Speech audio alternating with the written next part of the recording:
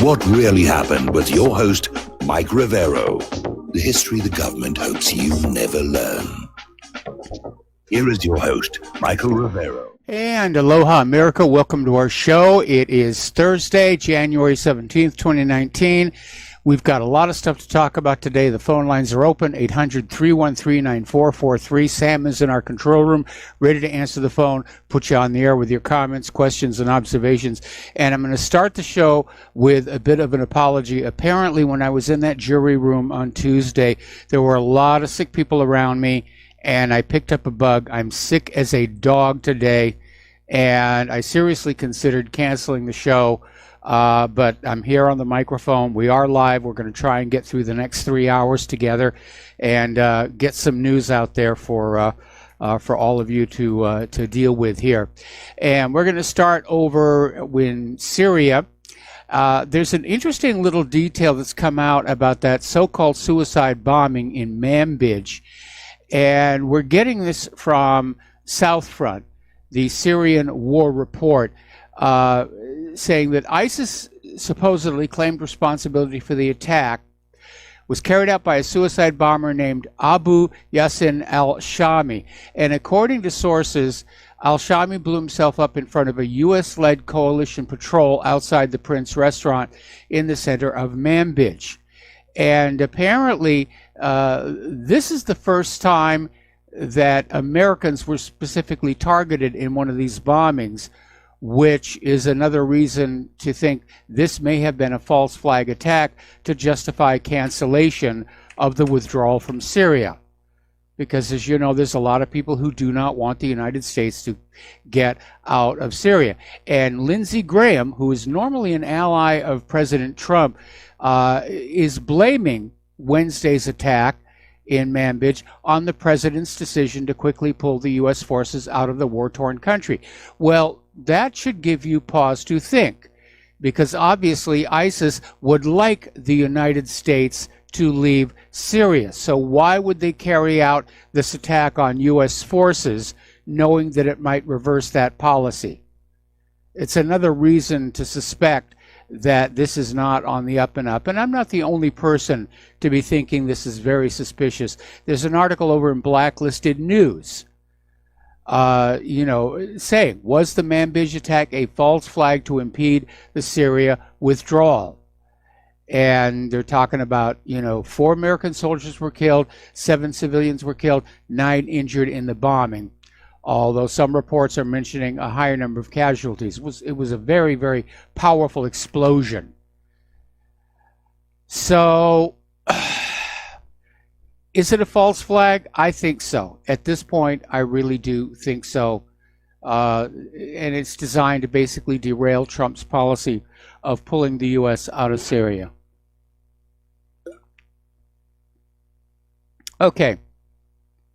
Story coming out of Fars News. Washington is trying to dismantle Hashd al-Sha'abi in Iraq because they oppose the continued U.S. occupation of Iraq.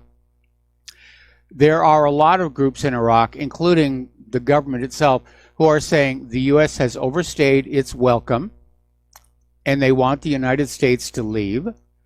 And obviously the United States wants to stay to basically keep things going the way they are. And so there's this group, Hashd al-Sha'abi, that has been opposing the U.S. occupation, and the U.S. is basically trying to undermine them, take them apart, delegitimize them, get them out of there. So Abdul Bari Atwan, he's the editor-in-chief of the Ra al-Yom newspaper, underlined that Washington's hostile stance toward the Hashd al-Sha'abi, which is the Iraqi Popular Forces, and its quest for dismantling popular groups in the Arab state derives from their opposition to the U.S. occupation.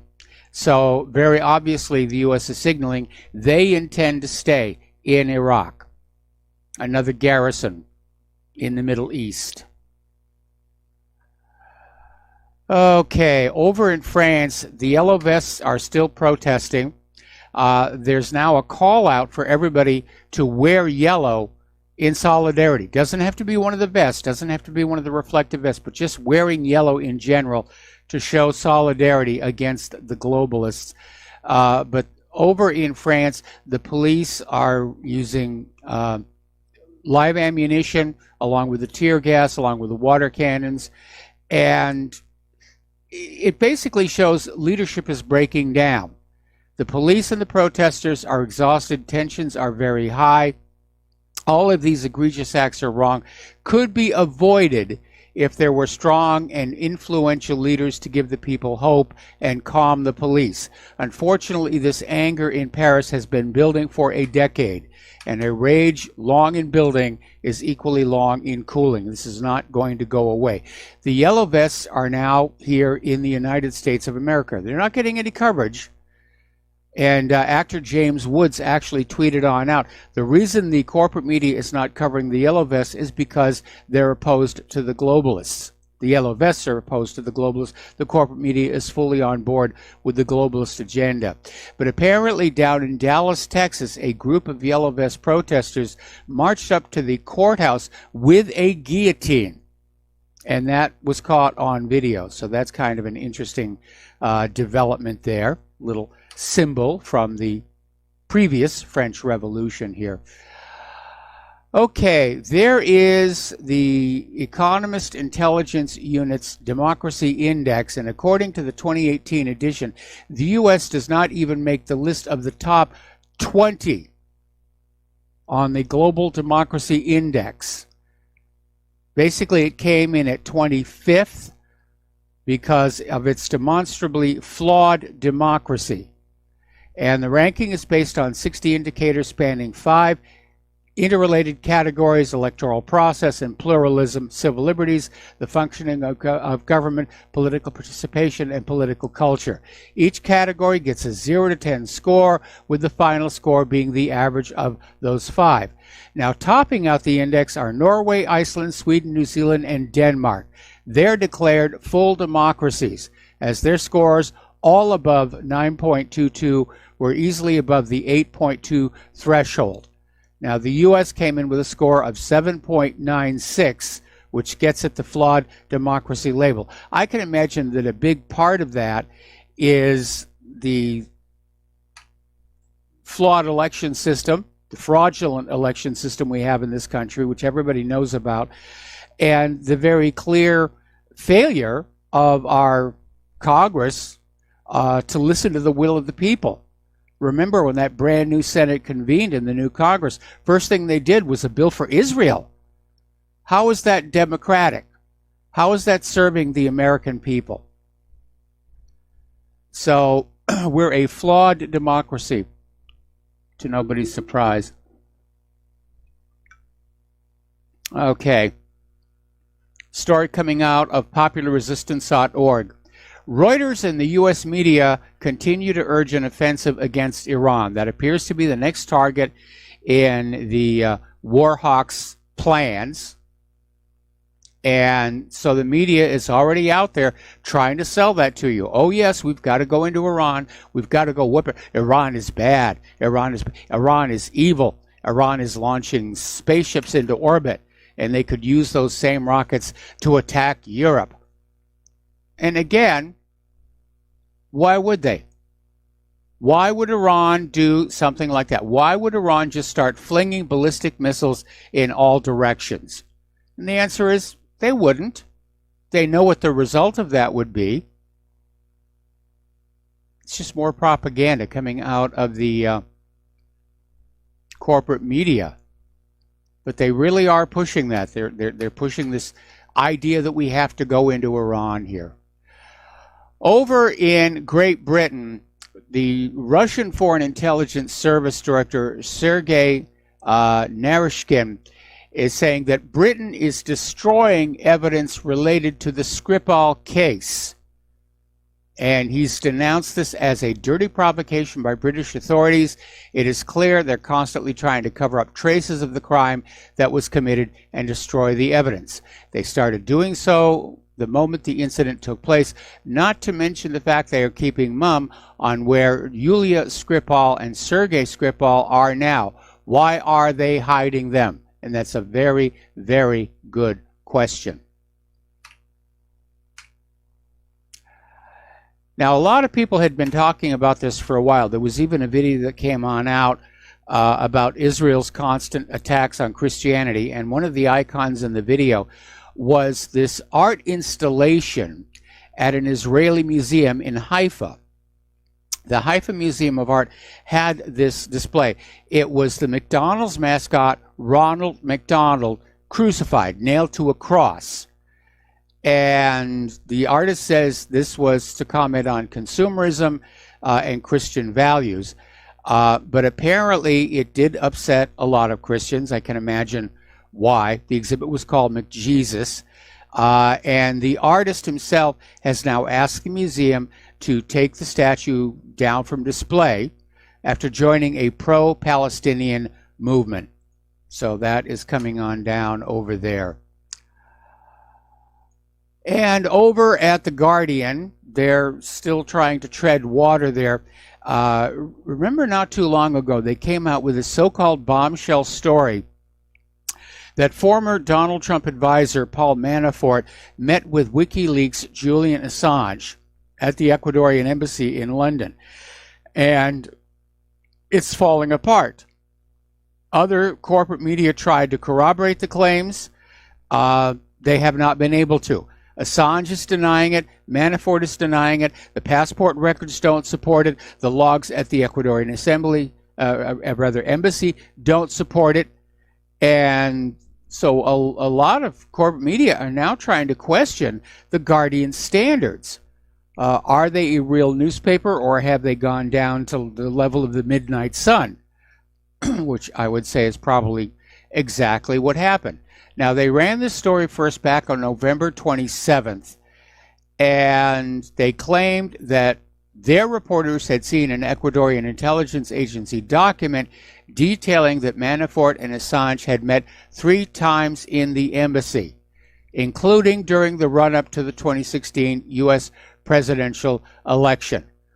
The piece suggested that Russians were also guests at the embassy, although it didn't identify any. And the article also didn't include any non-anonymous sources, nor did it reproduce in any way the document in question. So the story didn't quite have the impact it was intended to. And now The Guardian is out there basically trying to salvage its reputation, because it looks like this was a classic case of more fake news. Absolute fake news. So, getting on into domestic politics, there's still a fight going over the upcoming State of the Union speech, where Nancy Pelosi is out there saying that it should be canceled, it should be postponed, that Trump should just send the speech over in writing to Congress. Supposedly she's worried about the security at the Capitol building. Secret Service and FBI and other federal agencies are saying that's completely nonsense. But Pelosi is trying to deplatform Donald Trump.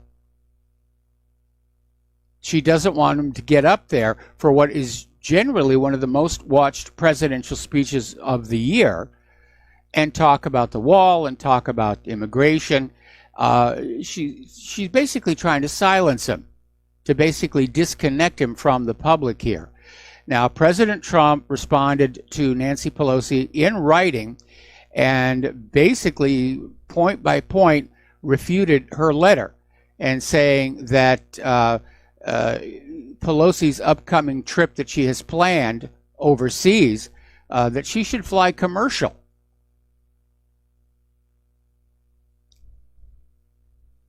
So that's going on back and forth, all this bitter infighting here. Anyway, the Secret Service and Department of Homeland Security are rejecting Nancy Pelosi's security excuse for canceling the State of the Union. They're saying it absolutely is going to be secure. There is no problem there. Rand Paul came out with a better idea, saying that if Pelosi tries to block the State of the Union speech in the House of Representatives that Trump should just hold it in the Senate, and the representatives can basically watch it on TV. Or for that matter, Trump could do it from the Oval Office, because it really is a speech to the nation, not to the Congress here. By the way, as a little side note, Nancy Pelosi's worth as of last year was $196 million. Kind of interesting how she gets to be worth that much money on a congresswoman's salary here. Ruth Bader Ginsburg is canceling her upcoming speeches. She's still recovering from her cancer surgery. The official word is that the cancer is gone, she's recovering well, and will return to the Supreme Court eventually. But apparently she's having a very hard time about it, and she's pulled out of 2 upcoming speaking engagements. She was supposed to appear the 29th of this month at the Skirball Cultural Center in Los Angeles. That's been canceled. And then there was a February 6th event featuring Ginsburg and private equity titan and philanthropist David Rubenstein in New York has also been canceled. And Ginsburg's office has expressed their regrets. But she is 85 years old, and she's undergone some major surgery. So I can understand why she may be taking it easy here. Now then, getting on back to General Michael Flynn. And a lot of people are wondering, why was he taken down? Because he was taken down. There was no question about it. They went after him hammer and tong to basically discredit and destroy him. Apparently, a lot of people in the deep state were concerned that Flynn had Trump's ear. And that made him the deep state's worst nightmare. Flynn knows in detail how the intelligence community and the FISA courts operate.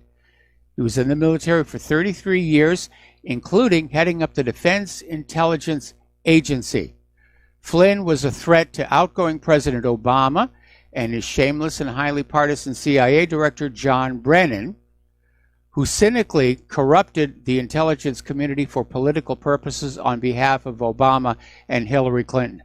But it turns out that Flynn's biggest threat to the deep state was that he had full knowledge of what happened at that consulate in Benghazi. Flynn knows what happened, who lied, how they covered up this fiasco that cost 4 American lives, including that of the ambassador, and that's why he had to go. Okay. President Trump has now signed the Government Employee Fair Treatment Act of 2019. This guarantees back pay to over 800,000 federal workers as soon as the government shutdown ends. And that is probably going to be a bit of a help. A lot of them are having to take emergency loans to try and get by. And again, the corporate media is trying to portray them in a sympathetic light. But I think people have become so disgusted with the government. There's not a lot of sympathy out there, especially for the TSA workers here. But the bill has been signed. As soon as the government shutdown ends, Nancy, they'll get their back pay, get their lives back in order here. Appearing on CNN's Cuomo Primetime, Senator Sheldon Whitehouse, a member of the Senate Judiciary Committee, told host Christopher Cuomo prosecutors are moving toward indictment and charges against President Donald Trump. He didn't go into details, but it was a heck of a stunning statement to be making on CNN. And is he smoking opium, or do they really have something? Time will tell. We got to take a break for commercials. We'll be right back. And aloha, America. Welcome back to our show. And for those of you who would like to support Republic Broadcasting, and Republic Broadcasting does need your help, there's no question about that. The postal address to send a check, money order, or if you prefer anonymity, cash, is Republic Broadcasting Network, 2251 Double Creek Drive, number 302, Round Rock, Texas, 78664. The phone number to make a credit or debit card donation or to pledge to be a recurring monthly subscriber is 800-724-2719, extension 1 during normal business hours, extension 3 at all other times. Okay, and quick little program note. On Monday, our guest is going to be, and I'm not sure how to pronounce this, Tom Kauskinski, and he wrote a book called After Trump, How Nationalism Can Save America, and he's going to be our third hour guest on Monday. All righty, getting on back to our local domestic political news, if you will. There's some new information surfacing about the Christopher Steele dossier. Now, for those of you who are a little late on getting up to speed on this, the dossier was a complete hoax. It was bought and paid for by the Democratic National Committee and by the Hillary Clinton campaign. It was sort of laundered through a company called Fusion GPS and involved this British spy, Christopher Steele, and it had all kinds of salacious details in there, including a claim that Donald Trump had a party with 2 prostitutes in a Moscow hotel. None of it has been corroborated. It's basically been dismissed as just a piece of junk. But apparently there's some new information coming out from Bruce Orr, who is now basically testifying and basically letting everybody know that key Justice Department officials, including one of Robert Moore's deputy, knew about the dossier a lot earlier than anybody claimed. Apparently, these top Department of Justice officials were briefed about Steele before they went to the FISA court. And apparently, this information was shared with Lisa Page and Peter Strzok as well. So confirmation bias, they believed it, they bought it. And apparently a top lawyer at the Department of Justice warned the Steele dossier was connected to Clinton and might be biased, might be fraudulent. Now, at the time, Orr was Associate Attorney General, and he warned that there was political bias. But his warnings were ignored, and they were omitted, obviously, from the FISA warrant application that was made a few weeks later. So basically, they went into the FISA court with a document that they knew was suspect. They absolutely knew it was suspect. Okay, over at Judicial Watch, Tom Fitton is out there saying the government is trying to stall the Clinton email Benghazi discovery. As you know, a judge has allowed Judicial Watch to demand answers to questions under oath regarding the incidents at Benghazi and the use of the private email server. The government is now stalling, saying, well, we're in the midst of a partial shutdown and therefore we cannot respond. I think it's a rather pathetic excuse. All right, we're going to take a phone call. Art off the grid. We're going to have to take you through the commercial break. What's on your mind? Oh, there's kind of 2 things actually plaguing my mind today. And the first one has to do with, have you heard about Anastasia Vashikevic? No, I can't say that I have. She's a Belarusian model and also refers to herself as she gives these sex seminars. She's like a sex therapist, I guess. She's been arrested for prostitution, is what it comes down to. But this is another one who she's claiming that she has evidence that Russia or Moscow, whatever, interfered in the Trump election.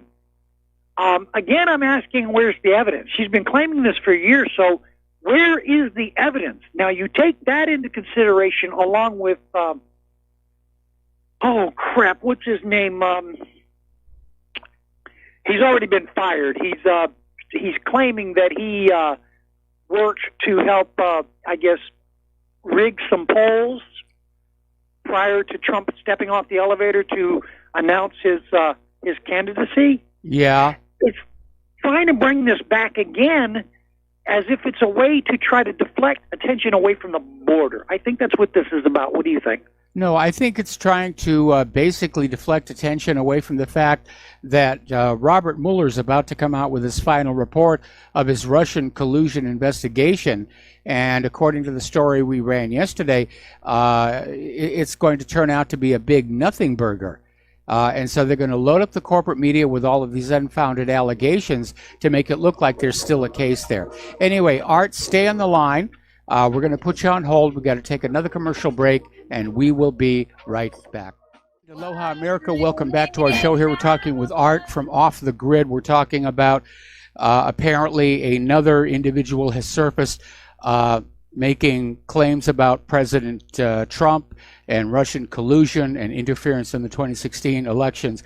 And what's really amazing about all of this is over the last couple of months, we have seen stories coming on out saying that there were a lot of interested parties tinkering with our election, including Great Britain. But we're not seeing corporate media make a big deal about that. It's always Russia, Russia, Russia, Russia, Russia, as if it's okay for Israel to interfere in our politics, which it does all the time. Well, Israel can do anything they want. We know that. I mean, Israel's allowed to do anything they want to, and there's never any fault, never any pushback against it. But I remembered it was Michael Cohen. Now, Yes. what Michael Cohen is claiming, he's claiming that he hired this Mr. Gauger, who owns Redfinch Solutions, LLC, to rig the CNBC and the Drudge polls to show like there was this great support for President Trump. But when it came time to pay up, supposedly, according to Mr. Gauger, Cohen shows up with I can't believe this is just ridiculous. If this doesn't say something's not right in Denmark, he shows up with a blue Walmart bag with somewhere around $12,000 to $13,000 in cash, and a boxing glove that some supposed Brazilian mixed martial arts fighter wore during the championship bout. That's why this, to me, is I think an interesting story, because it shows the depth that some of these people will go to try to drum something, anything up that they can use to say, see, it was all rigged. Well, you can almost smell the desperation and the panic coming over Washington, D.C. I mean, they've been pushing this whole Russia collusion, Russia interference story for close to 2 years now, and they haven't come up with anything. There's no there. And again, going back to the story we talked about yesterday, sources are saying that Robert Mueller's final report will be anticlimactic. In other words, he really didn't find anything. He hasn't found anything. Boring. He's going to make for a boring read, I guess. I imagine so. Anyway, that was what I was thinking. That's what's been kind of eating at me. Well, one of the few things, and several things, has been eating at me all day. Just wanted to see if you'd heard anything about it, what you thought. But that's what I'm thinking. I'm thinking this is just another, I guess, call it a Hail Mary, and we'll just see where this goes. And also, what do you think about Alexandria with the occasional cortex in her own mind, talking about running a train? Now, talk about getting pornographic in D.C. Yes. Anyway, thanks, Mike. Have a great one. Talk at you another time. All right. Thanks an awful lot. We're going to let you go and switch over to Edward in Nevada. Aloha, Edward. Welcome to the show. What's on your mind? Hey, Mike. Nice to be on the show again. I remember you mentioning on the show a couple of times, like how the networks, needs all the support it can get, and times are kind of tough right now.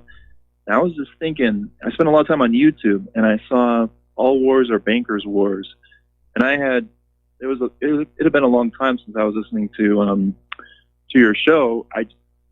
And then I saw that movie again, and the thing has over 1 million views, and it just then immediately after it, I was like, oh yeah, Mike Rivero. And then I found you again on the thing and subscribed on the RSS. I was just thinking, I mean, the amount of views that got, was that something that you did just as an answer on a phone call, or did you like just? No, basically what I did was I talked about the article on the radio show, and another filmmaker basically made the video to go to the soundtrack from the radio show. So that's not my video, but I'm glad it's gotten over 1 million views. Because I was thinking, because you put all this time into the show every day, and you have the same group of listeners every single time, but you guys need more and more listeners. Well, something like that could go so viral, and it's just your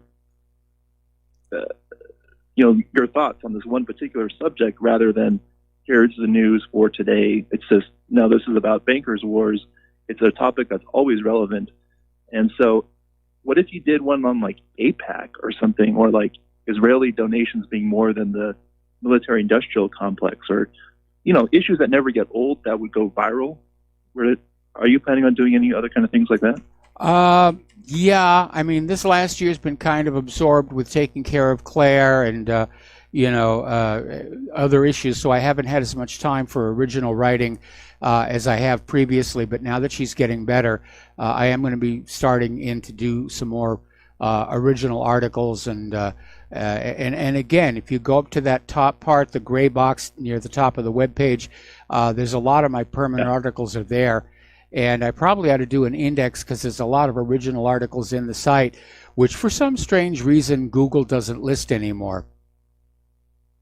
Oh, geez, they're unpersoning people over the internet. And I hate to recommend YouTube to people and stuff, even though they're doing that. But I'm just thinking if you can use the tools against them, and let's say you had a video on World War II, for instance, and how Japan was. The whole thing about Japan being, what were they doing? The embargo, or they were cutting Japan off from like fuel resources and all this other stuff. And I forget all of it, when I get into an argument. But if I can just say, bam, here's a link for Mike Rivero, refute this, and paste it in Facebook or wherever I'm having an argument, or just trying to show somebody something. And here's this guy, Mike Rivero. He's not overly, he's really level-headed. He's not like an antagonistic kind of guy. He's very logical in your whole background with like NASA and everything.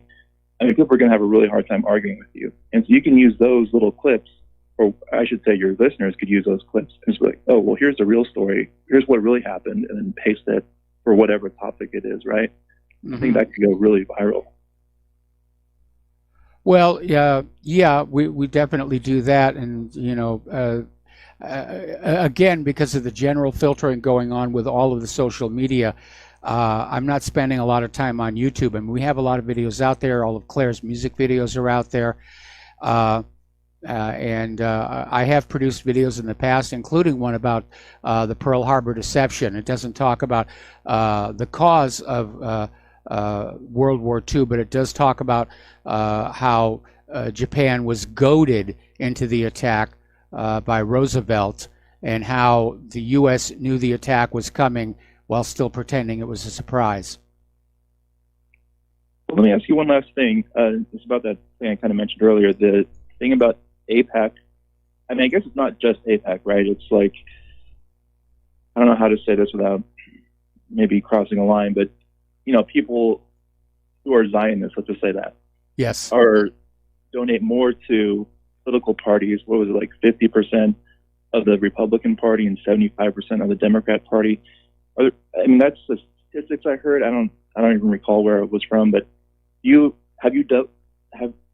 know about that? Is that true? Is it more than the military? I don't know what the actual numbers are, but AIPAC is a very powerful influence in our government. They should be registered as agents of a foreign government, but for some reason, again, they're immune to the rules. And so they're not required to do the reporting that they would be required to do if they were registered as an agent of a foreign government, even though that's very clearly exactly what they are. But they can make and break political careers, and members of Congress are afraid of them. Cynthia McKinney ran afoul of them, and they poured a huge amount of money to get her kicked out of Congress. Yeah, no, and I saw that too. And then she didn't want to sign the pledge or some kind of thing. I couldn't find much more information about it. Now, what about this? In Europe, is it illegal for me to even come up with that theory or even say it publicly? Like, hey, maybe we don't want Zionists running our government. Isn't there some kind of free speech thing? Some of the member nations of the European Union have passed laws that equate criticism of the government of Israel with anti-Semitism, and so you do have to be very careful. As you've probably seen, both within the Senate and the House, Israel supporters are trying to get that same law passed here, but it would never survive a Supreme Court challenge because it flies right in the face of our First Amendment right to freedom of speech.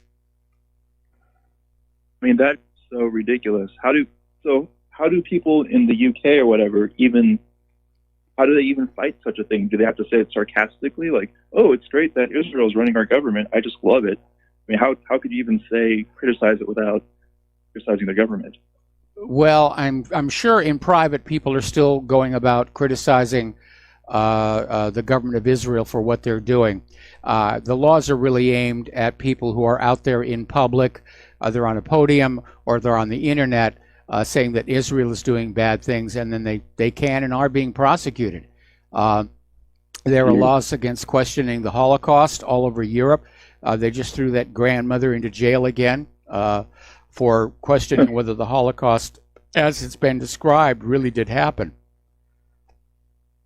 I was on the fence about it, but after seeing what they do to people, I mean, if we're gonna do that to anyone who questions something, even flat Earth or whatever, I don't believe in that. But I mean, I'm going to dispute what's trying to be hammered into my head all the time. It's like, oh, it's illegal to criticize this or even see if it's real or not. I just think that's, when you consider how much effort is put into protecting that story, it becomes very obvious there's something being hidden. I mean, if you go around saying you saw a Bigfoot, people will chuckle at you. If you claim to have been abducted by a flying saucer, you don't lose your job, you don't go to jail, your life and career aren't ruined. But if you question the orthodox telling of the history of World War II, it all comes down on you. Wreck your job, wreck your career, throw you in jail if it's possible. And looking at that most protected point, where all of that effort overlaps, including the force of law, it's obvious something is being hidden there, because truth does not need a law to protect it.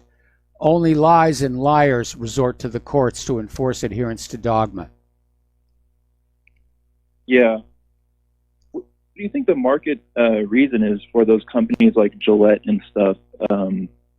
All these companies now doing all this anti-white it's like Marxist advertisement. You saw the downvotes on that video.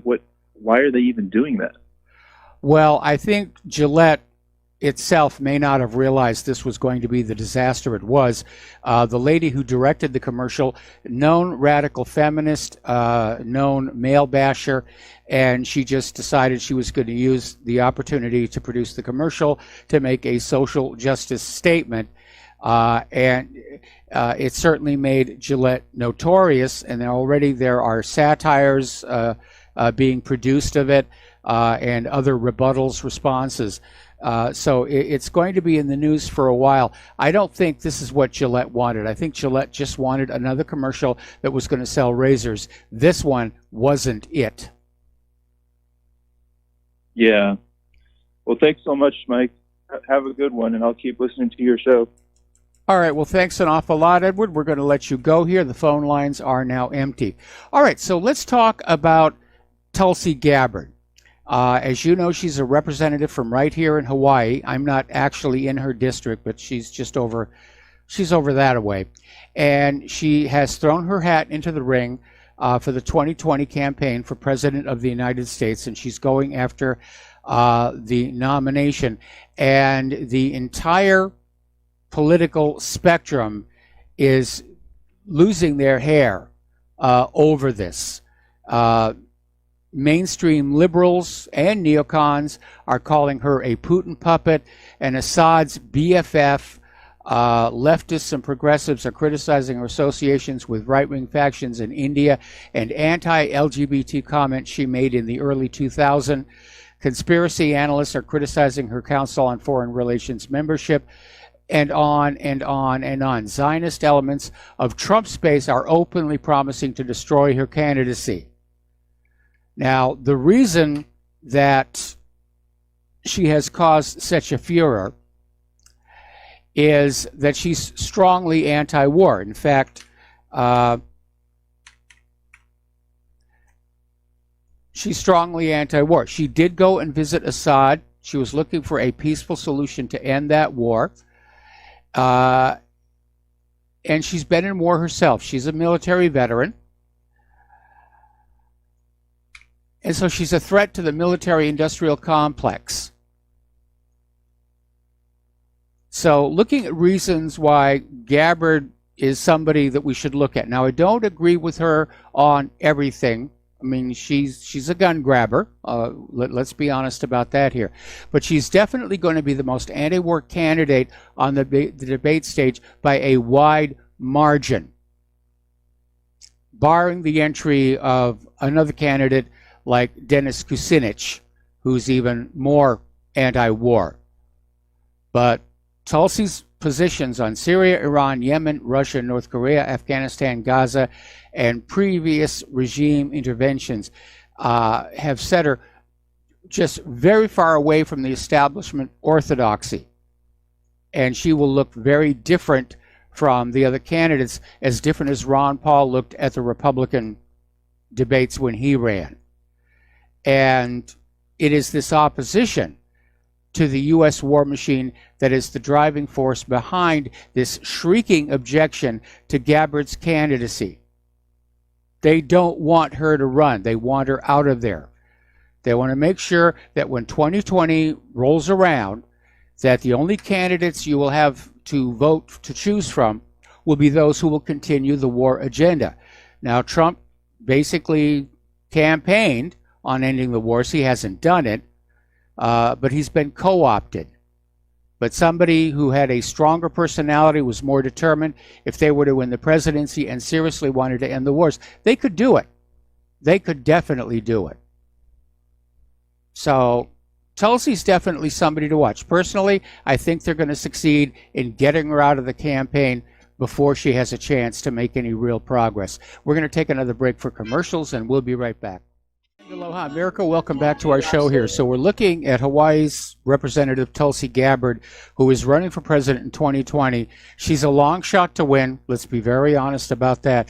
But her presence in the field is going to shake things up.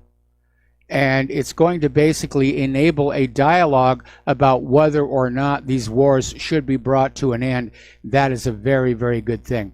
All right, we have a caller waiting on the line. Mark in North Carolina. Aloha, Mark. Welcome to the show. What's on your mind? Hey, Mike. Mike, I don't think she's a long shot at all. I believe if she sticks to her guns, she can. She will divide the rest of the Democratic and win handily, because people are tired of these wars. We see again what happened in Syria. But what I wanted to ask you, though, is this. I do have a reservation about whether I can vote for her, because to me, the Second Amendment is maybe the most important amendment in the entire Constitution, because it's basically the glue of the rest of the Constitution. Yes. Is she firmly against it, or, if she was willing to compromise on that and just say, look, I'm not going to go against people's right to, bear arms and all that, I think she'd be a shoo-in, maybe even to win the general election. Well, she's going to have to soften her position on guns because, the gun voting bloc, if you will, is very large in this country. So she would definitely have to modify her position on it. And I'm not sure exactly to what extent she's a gun grabber, but she's definitely come on out with statements about how she doesn't think the Second Amendment should have been in the Constitution, and she's in favor of strict gun control. And, here in Hawaii, we've got some of the strictest gun control laws in the entire country. is there any possibility like that you could get her on a show and maybe talk to some of the people there and understand? I have been trying to get her on the show, going all the way back to when she went to Syria, and I've called her office here locally, and I never get a call back. So, I'm sorry. Cynthia McKinney is also very, very anti-war, very pro-peace. Yes. And the APAC lobby and other lobbies like that, the pro-war lobbies. She is also, but she is pro-gun. She's pro-Second Amendment. Yes, now. She is. We've had her on the show. I really wish we could get her to run. I'm thinking that she might. She makes certain noises about it, but I really hope she would throw her a hat in the ring, even if it's going to be third party.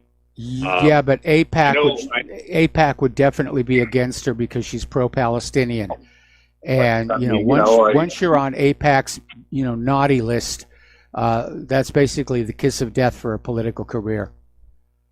Well, not a third party, not the way. If you go to the net these days and you look at the comment sections and a lot of stuff, even on some of the mainstream garbage, just below the surface, there's a lot of anti-Zionist, anti-APAC type talk. I really don't think he would. I think Cynthia McKinney would have an excellent. Yeah, well, the system is rigged against the third parties. Anyway, Mark, we got to let you go. We got to take a station identification break. We got another caller waiting on the line. We will be right back. And aloha, America. Welcome back to our show, hour number 2. We're going to go back to the phones here to Jack in New Mexico. Aloha, Jack. Welcome to the show. What's on your mind? Well, first off, I wanted to congratulate you on a great show. I've been listening about 6 years, first-time caller. I emailed you a couple times, Mike. It's just today with Trump stopping the bus and stopping the airplane for them guys to go on another trip. It just made my day. Well, good. No, she was going to take a private... I know we're all happy about that. Right? I don't know if you discussed it or not. I'm kind of like coming in halfway, and plus I got to go about 100 miles away just to get you on the phone, so I don't often do that. Boy, that's bad service you have there on that cell phone. Yeah, but that means people don't call and bother you. True. I'd say the only real question I have about you was stay back, be calm, wait, let it happen. I believe in that except for the one thing. Where's the money to start it back up? Because we know there's no money left anywhere. Well, basically, starting it back up, we'd have to start with a new currency. I mean, when the United States was founded, they had to come up with coinage. Now, they based it on metals. It might be a good time to introduce the electro as a currency and tokenize it. But it's just one of the challenges that we're going to have. Well, There's money out there. It's just all locked up in Wall Street and the money junkies. And, of course, Fort Knox, in theory, that gold belongs to the people, and that could be the basis of a new monetary system. And did you ever think maybe it got... if you find gold on metal detect, sometimes it's been there and it's radioactive. Because I would see them deliberately doing something like that as last thing. That way we, the people, wouldn't have it. And, it probably doesn't belong to us anyhow anymore. Well, that's, a plot right out of James Bond. And that's where it's coming from. Where do these guys get these ideas at for the book? Most of it's some kind of truth behind it. Well, Ian Fleming was actually a British spy. And that's where he got a lot of these inspirations. But here's the thing. If you're going to have gold that is the backing to a paper currency, it almost doesn't matter if it is radioactive. It can just sit there in Fort Knox being the backing to the paper currency while the radiation wears off. All right. I never thought of that. Okay. Yeah. I mean, it's not like that gold actually gets taken out and moved around, or we hope it hasn't been taken out. It may have. There hasn't actually been an audit of the gold for 50 years. But, there's a small amount of the gold bullion that is kept in the New York Federal Reserve. That's what gets moved around to settle accounts. But the gold in Fort Knox basically just sits there. And the flaw in the Goldfinger script is that it would still be worth what it was worth even if it had been radioactive. Of course, with a nuclear device there, it would be buried underground, and you'd have to dig it all up again and recast it back into there's ingots. caverns around there, too. Yeah. Hey, well, let me give a shout-out to Justin. Justin, I'm still here. I'm not going anywhere. I'm still going to go after Trump. Call me Irish. I can get used to something quick. But he's growing on me. Rome wasn't built in a day, and it didn't destroy in a day. And I'll tell you what, I thought we were going to be in some kind of civil war this year, as in this year we're in. It has dragged on a lot longer. I really thought that we were going to see the economy collapse and the government collapse, before now. But it is taking a long time. It certainly does seem to be imminent with all that's going on. Yeah. Quick, and I'll get off the line. My background is 12 years Army and then 18 working for defense contractors. I have my own business. Now I haven't worked for 7 years. Not old enough to retire, but I got about a 70% on the VA rating, so, that's a little help. I just feel for the people that would have to start a family in this climate. I mean, my grandkids are in college, but I help as much as possible, but it's never enough. No, it isn't. Hey, these are hard times for ordinary Americans, and the indicators are basically saying it's going to get a little bit tougher. The ultra-rich are doing very well. They've succeeded in buying the government, and the government basically gives the rich more money, although there are a lot of people who are out there who are in favor of Alexandria Ocasio-Cortez's suggestion of a 70% tax rate for the ultra-rich. And, of course, the ultra-rich are very unhappy about that. And didn't their governor, or was it the mayor, was talking about the repossession of house from delinquency of just repossessing them? The mayor of New York is talking about seizing properties. Yeah, delinquent or deadbeat owners. Well, he's basically going after the buildings of landlords who are constantly evicting people in order to be able to raise the rents. Okay. Yeah, I try to stay out of New York, so it's me too. Things. Hey, thanks for your time, and keep up the great. I know you got a busy schedule. All right. Well, thanks an awful lot for the call. We're going to let you go here, and we're going to do a shout out now to our on-air affiliates who are just now rejoining the network. Getting on back to Tulsi Gabbard. Apparently, there is a Russiagate investigator. Carolyn Orr, and basically she's an editor with Breitbart on the left and is out there trying to find links between Tulsi Gabbard and Russia. And it reached the point where she went on out and started a crowdfunding site for a fact-finding trip to here in Hawaii, to come on out and dig for links to Russia. Basically what it is she's getting a free vacation to Hawaii. She wants to talk to, or she says she wants to talk to Gabbard's constituents and dig up dirt. And Orr wrote, Tulsi is a noxious politician who presents a serious threat of dividing the left, which is exactly why Russia likes her. So already they're out there trying to link her to Russia. Ooh, Russia. She's linked to Russia. She must be bad here. Okay. Another one of our representatives here in Hawaii, Ed Case, basically came out with a comment. He was commenting on racial identity. And last Tuesday, at an event dedicated to newly minted members of Congress with Asian American and Pacific Islander roots, Ed Case came on out and said that he was an Asian trapped in a white body, which I think was taking trans racism and basically he got a negative reaction. People were accusing him of trying to score political points by playing the race card. Now, his wife is Japanese American, so it's not like he's being racist here, but he has now apologized for that. Meanwhile,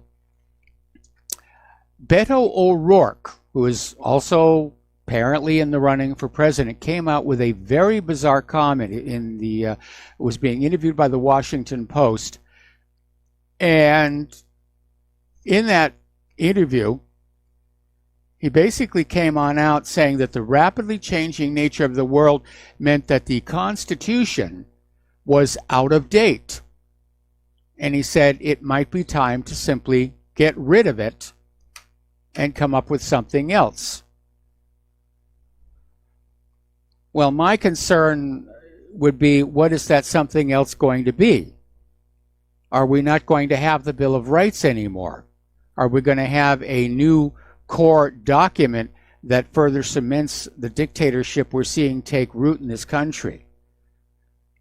But as far as Beto O'Rourke is concerned here, he would never, ever get my vote, because I'm a strict constitutionalist. I think the document was brilliant. I think Thomas Jefferson was a genius coming up with it. And I note with alarm the constant attacks on the Constitution and the Bill of Rights by our current government. Now, as you know, the Senate Judiciary Committee is having hearings for Attorney General nominee William Barr, and mostly they've been focusing on Barr's views on the Robert Mueller investigation. But there is some other things in Barr's background that bear repeating, because he's actually linked all the way back to Ruby Ridge. And he did pro bono activities, quote unquote, serving the disadvantaged, end quote.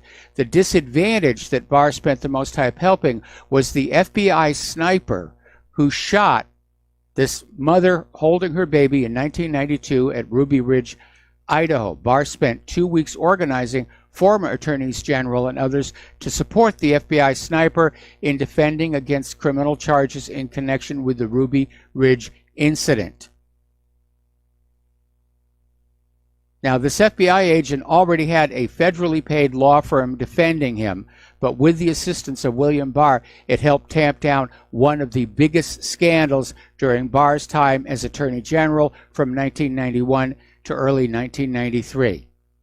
Barr was responsible for both the U.S. Marshal Service and the Federal Bureau of Investigation, two federal agencies whose misconduct at Ruby Ridge helped to weaken the bond of trust that must exist between ordinary Americans and our law enforcement agencies, according to a 1995 Senate Judiciary Committee report.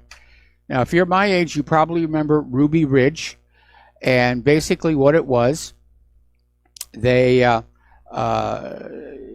father, the head of the household there, the FBI was trying to get him to be an informant against other people in the area who didn't like the government, and they basically set him up. They had another informant go on in and ask him to saw off a shotgun, and he sawed it off, and it was a half-inch too short, which made it a sawed-off shotgun, which is illegal. They arrested him on that. His court date got changed. He was not notified, and he was in a lot of legal trouble. And the FBI was hoping that they could go on in and say, we'll make your legal troubles go away if you will inform on the other citizens living near you. The guy said no. And that's when the FBI and the Marshal Service moved in on the house, and things got terribly out of control. Okay, now, Former CIA Director John Brennan, who used to be one of the big cheerleaders about collusion between Donald Trump and Vladimir Putin, backed off that position in a recent TV interview, saying he simply found the U.S. president's policies puzzling. Well, that's fair enough. I find some of Trump's policies puzzling. But during an interview with MSNBC's Chris Hayes Tuesday night, Brennan said, "I don't think I've said that," when Hayes prompted him about his suggestions that Trump's policy positions are the product essentially of concealed relationships with the Russians. And Brennan backed off and said, "I don't think I've actually said that. I think what we're saying here is that demonstrated examples of Mr. Trump's policy actions that are undermining the U.S. role internationally." So that's another indicator that the Mueller report is going to come up empty here. Remember Judge Roy Moore? He basically was running for the Senate in 2017, and his campaign got derailed and wrecked by an accusation that he abused underage young women during the 1970s. Well, he took a polygraph, and the Moore defense team has released the results of the polygraph, which basically he told the truth, according to the polygraph. And I know polygraphs are not all that reliable. They're not legally admissible as evidence. But it does seem to suggest that this accusation of dalliances with girls, underage and overage, has become a common tool in politics. It was certainly used against Donald Trump. It was used against the recent Supreme Court nominee. And apparently it was used against Judge Roy Moore here. Now, this next story is kind of weird because there would be a large number of resources required for this. Apparently, somebody was distributing fake Washington Post newspapers all across Washington, D.C. And the front page story of the fake paper was "Unprecedented, Trump hastily departs White House, ending crisis." And these fake print copies of the Washington Post were floating around the Capitol yesterday.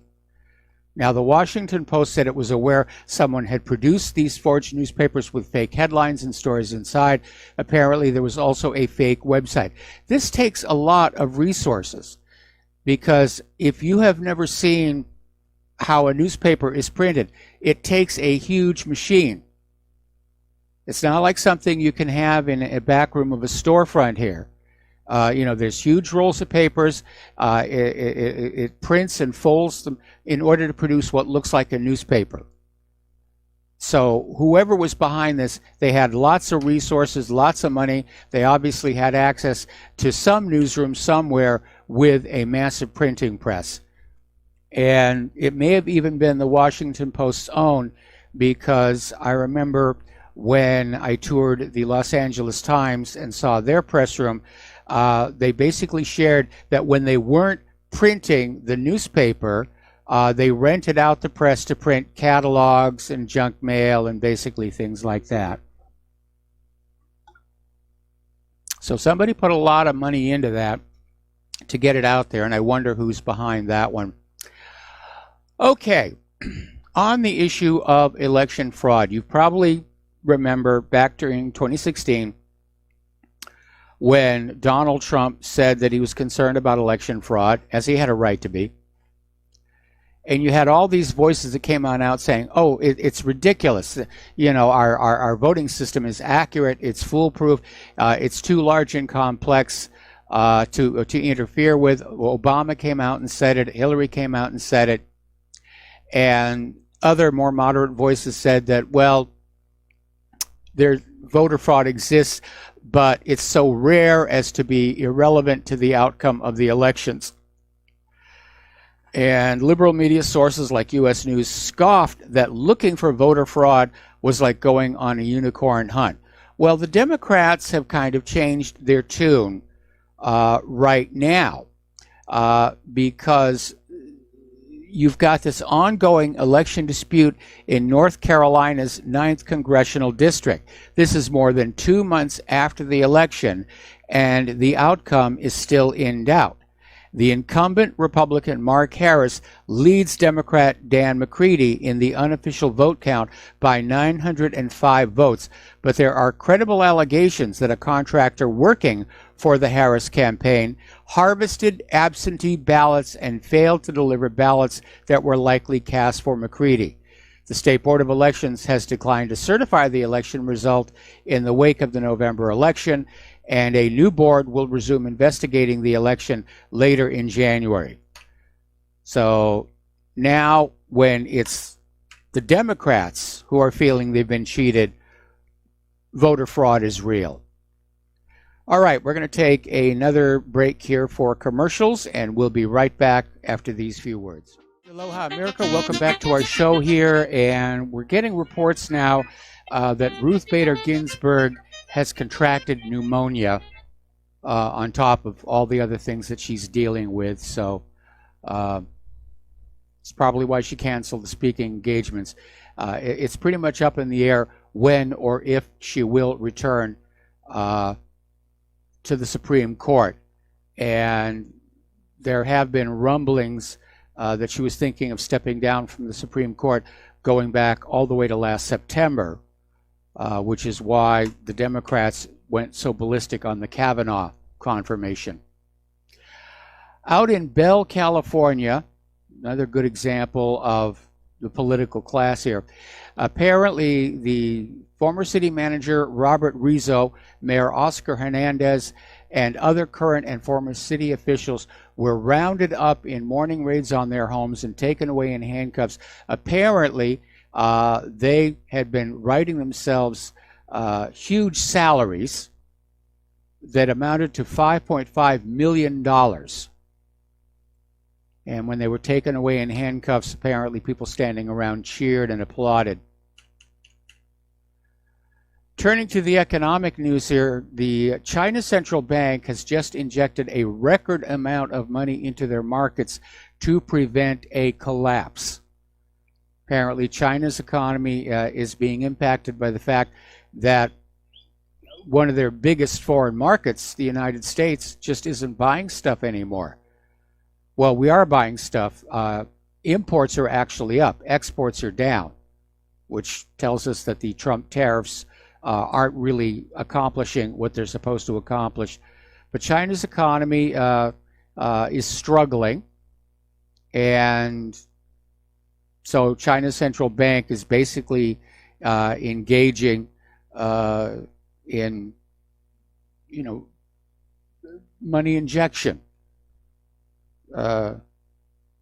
troubled asset release, TARP, bailouts, whatever you want to call it. Fourth quarter mortgage lending at the big three banks in this country has plunged 20 to 30% over the same period last year, or the previous year rather. So there's a housing slowdown. And that's another indicator of a potential recession on the horizon. All right, we have a caller on the line, James in South Carolina. Aloha, welcome to the show. What's on your mind? Michael, I just hear people talking all the time, like the other caller was, about why there hasn't been a crash so far. Yes. And you always hear a lot of the people saying, well, it's coming, it's coming, it's coming. It never does. The only person I've ever heard that has always been consistent saying it's not going to happen is Joel Skousen. And I wish you would have him on your show to talk about this. Going back 5, 6, 7 years, he says there's not going to be a crash because the people in charge are too powerful. Well, as long as they have that printing press, or those computers, they can basically pour instantly created money into the system to keep it up. That's what's kept the stock market up. The question is, can they keep doing it indefinitely? And I think at some point, no, people are going to wise up and decide to get on out. But even if there isn't a stock market crash, The reality is that for the average American, the economy has been on a downtrend for several years. Maybe it's a slow crash. And we're seeing it with Go ahead. We're seeing it with unprecedented levels of debt. There's the student loan problem. We were just talking about how mortgages are down. People aren't buying houses anymore. They're not able to buy houses anymore. They're not able to buy cars anymore. New car sales are way down. Used car sales are up. People are looking for the low-cost option. So for ordinary Americans, our standard of living has been in decline for some time. And to me, that's what you see in a crash anyway. It's not happening instantaneously, but it is happening slowly. Well, they keep talking about the Federal Reserve. Some people are saying they're going to lower the interest rates again. Well, if they lower the interest rates, that means that money doesn't go into the pension funds and all like that. Yet, this keeps going. Everybody always thought that if you kept printing money, that you'd have lots of inflation. They seem to be able to tone that down. I'd like to know how it's done. I mean, it's been suggested that there are AI computers running around all the time.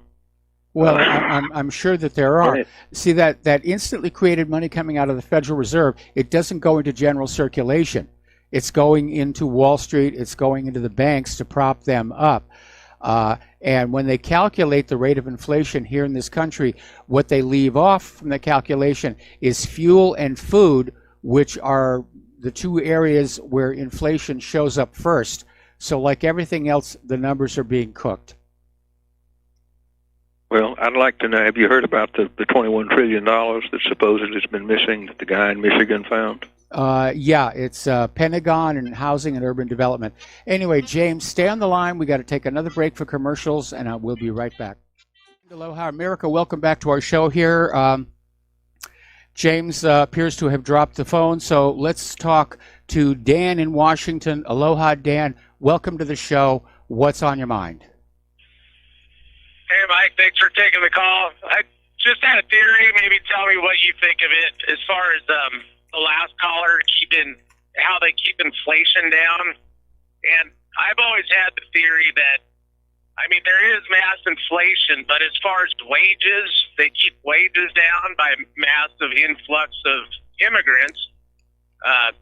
So wages are never going to rise. And then war, it seems like as long as they constantly have war, they're just getting rid of excess money. Even though it kind of stimulates the economy, they also get rid of it. So I was thinking, and that's why housing and raw materials, there has been massive inflation, and then they just take that out of the calculation. So what do you think about war and immigration they kind of use to keep inflation down? Yeah. Well, I mean, basically they need a cash sink, and there's nothing like the military-industrial complex to bury a lot of cash.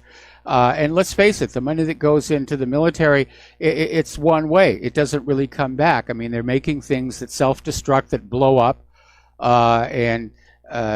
So, yeah, it's a huge cash sink there as well. But in the end, they're going to rig the calculations. I mean, we're all seeing inflation in front of us. The price of everything is going up faster than our wages and salaries, and it's a rock and a hard place, and people are feeling very, very trapped. Yep, I agree. Go to a car lot, even these little cars, you know, they want 22,000, or now they're getting up to 35 just for a mid-sized car. And, yes. And I think that's because, you know, I don't know if those wages of the workers at GM have gone up that much. It's just, I guess, the raw materials and that sort of thing. Well, you know, and let's not forget those sky-high salaries for all the top executives.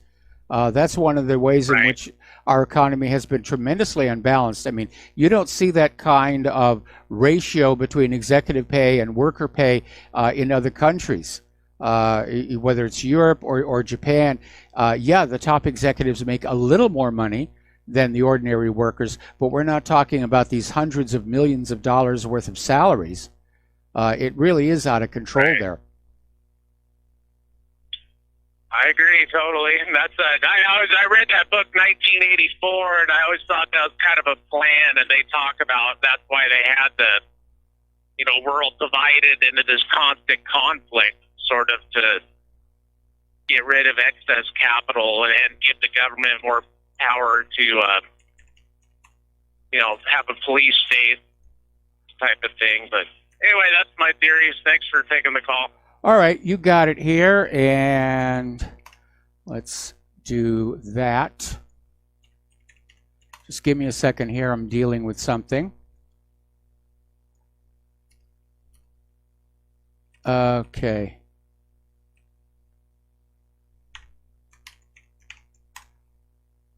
Okay. Getting on back to work now. Okay. Phone lines are empty. I mentioned this earlier in the program, but according to the latest survey, 59% of Americans support Alexandria Ocasio-Cortez's proposal to raise the top tax rate to 70%. And I think it would be a really good idea. Let's put the tax burden on those who can afford to pay it. Of course, their opinion is somewhat different. They want their tax loopholes. They want their tax shelters.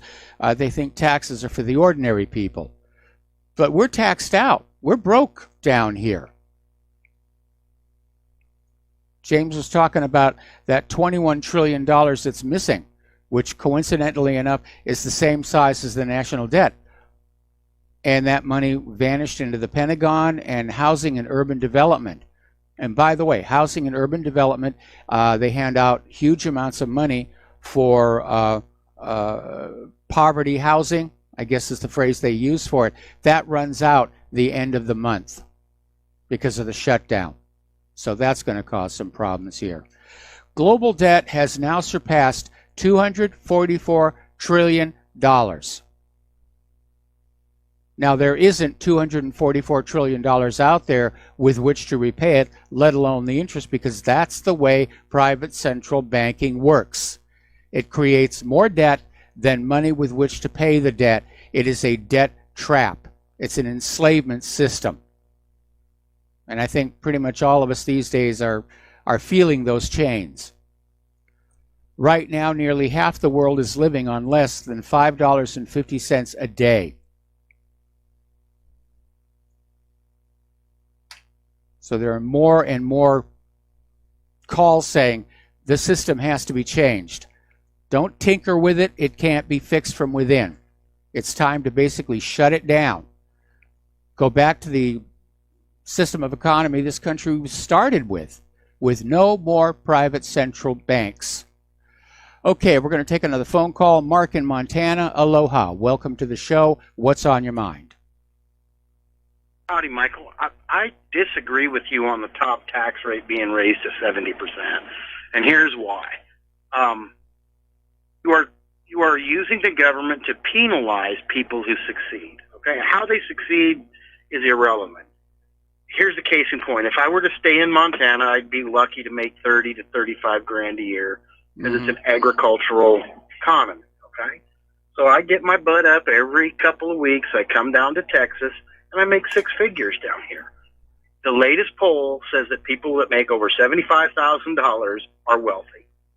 I'm not wealthy. I'm solid middle class, maybe upper middle class, although I don't live like it. But I don't think I should be penalized because I'm sacrificing things to make more money. Now, I understand the CEO that sits at Ford Motor Company or at GM or General Mills or one of those things. They're not sacrificing as much as some of us are, but they got into that position through education, hard work, and a lot of them worked their way up from the bottom. And I don't think it's fair. If you want a fair tax system, this is what should be done. Congress, at the end of the year, figures out their budget, and every American, and divides it by 330 million people, and every American gets a bill for it. That's a fair system. Everybody pays the same. Folks in the upper economic strata use less resources, but yet not you specifically, but people want them penalized because they have the ability to pay. People in the bottom layers of the socioeconomic strata use a lot more of the resources and are paying very little. Right now, I believe in this country, it's $40,000 is the cutoff point. If you're making less than $40,000, even though you may be paying into the federal system, you're getting it all back at the end of the year. You are not paying federal income tax. So I just don't think it's fair. I don't think it's fair that I pay a lot. I really do. And I got a pretty good accountant. You know, I pay a lot because I have some other revenue coming in because I was smart enough to make some investments. I don't think it's fair that we penalize people for working hard and taking risks with their money. That's my personal opinion. I mean, I'm sure a lot of people will disagree with me, but. Okay, well, again, I think those who've got more should pay more, and it's not penalizing them. It's the idea that we do have to fund the government. Personally, I think, you know, we're taxed way too much. Both rich and poor are being taxed way too much. Right. So your opinion is from each according to its means, to each according to their needs, right? Well, I'm a capitalist at heart. I'm a capitalist at heart. But if I'm going to be forced to choose between fascism and socialism, I'm going to go with socialism.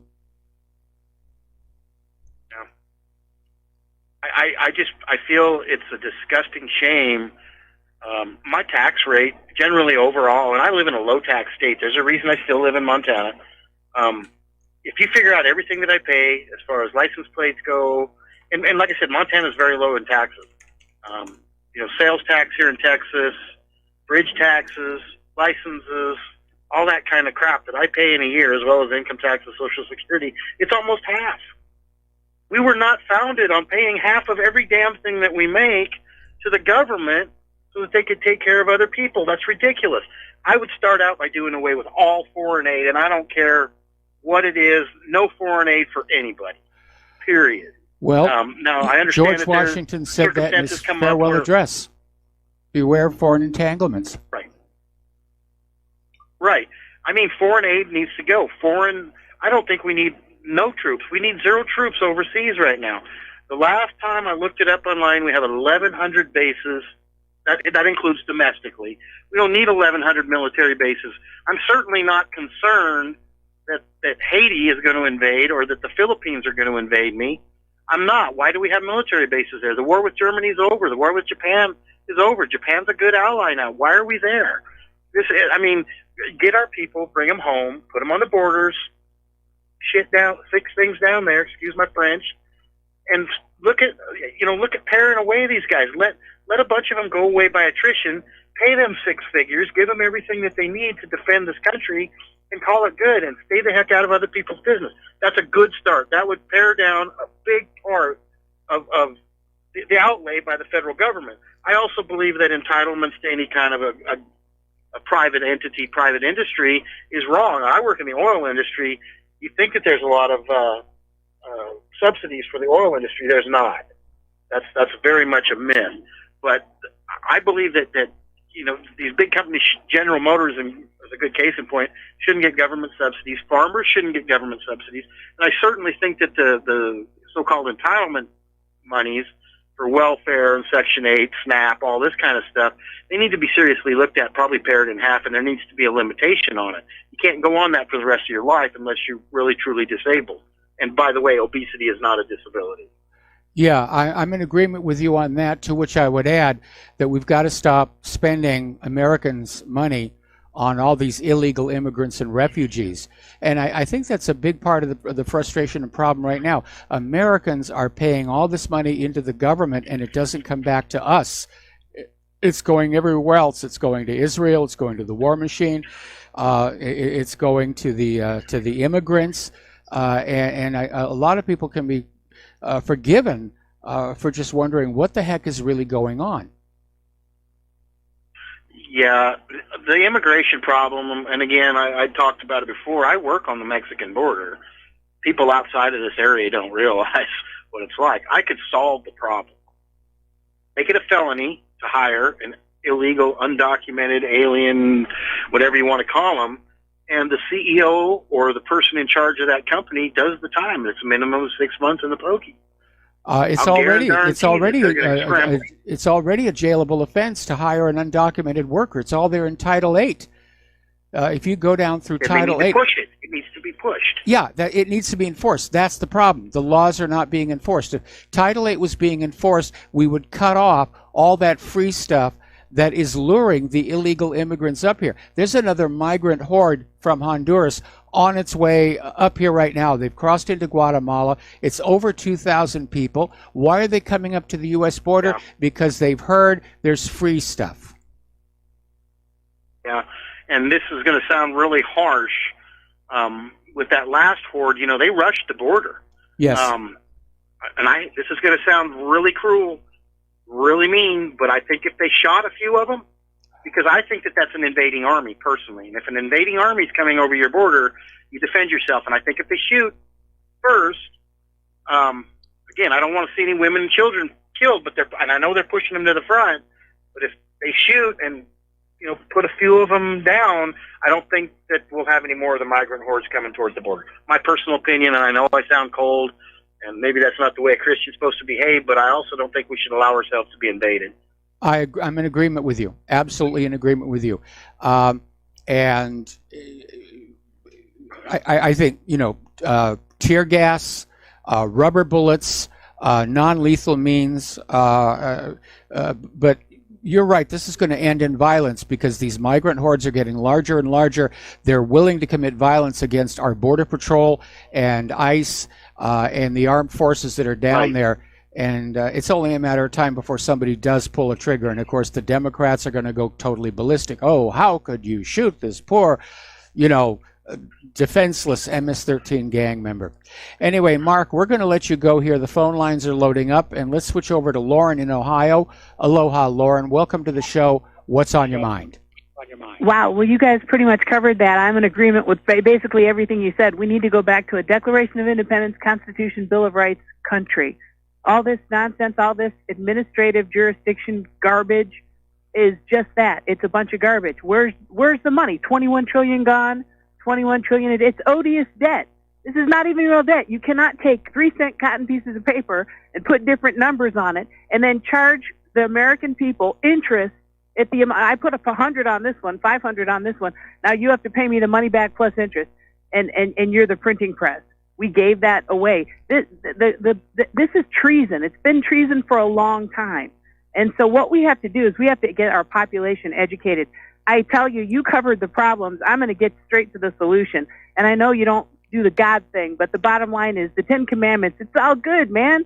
Don't steal from people. Thou shalt not do murder. We shouldn't be coveting what other people have. And that's what this income tax nonsense is. This country didn't start. I'm a black American, okay? If you steal the fruit of my labor for the good of the group, it's theft. Mayflower Compact failed. People almost starved to death. Well, a lot of people did starve to death.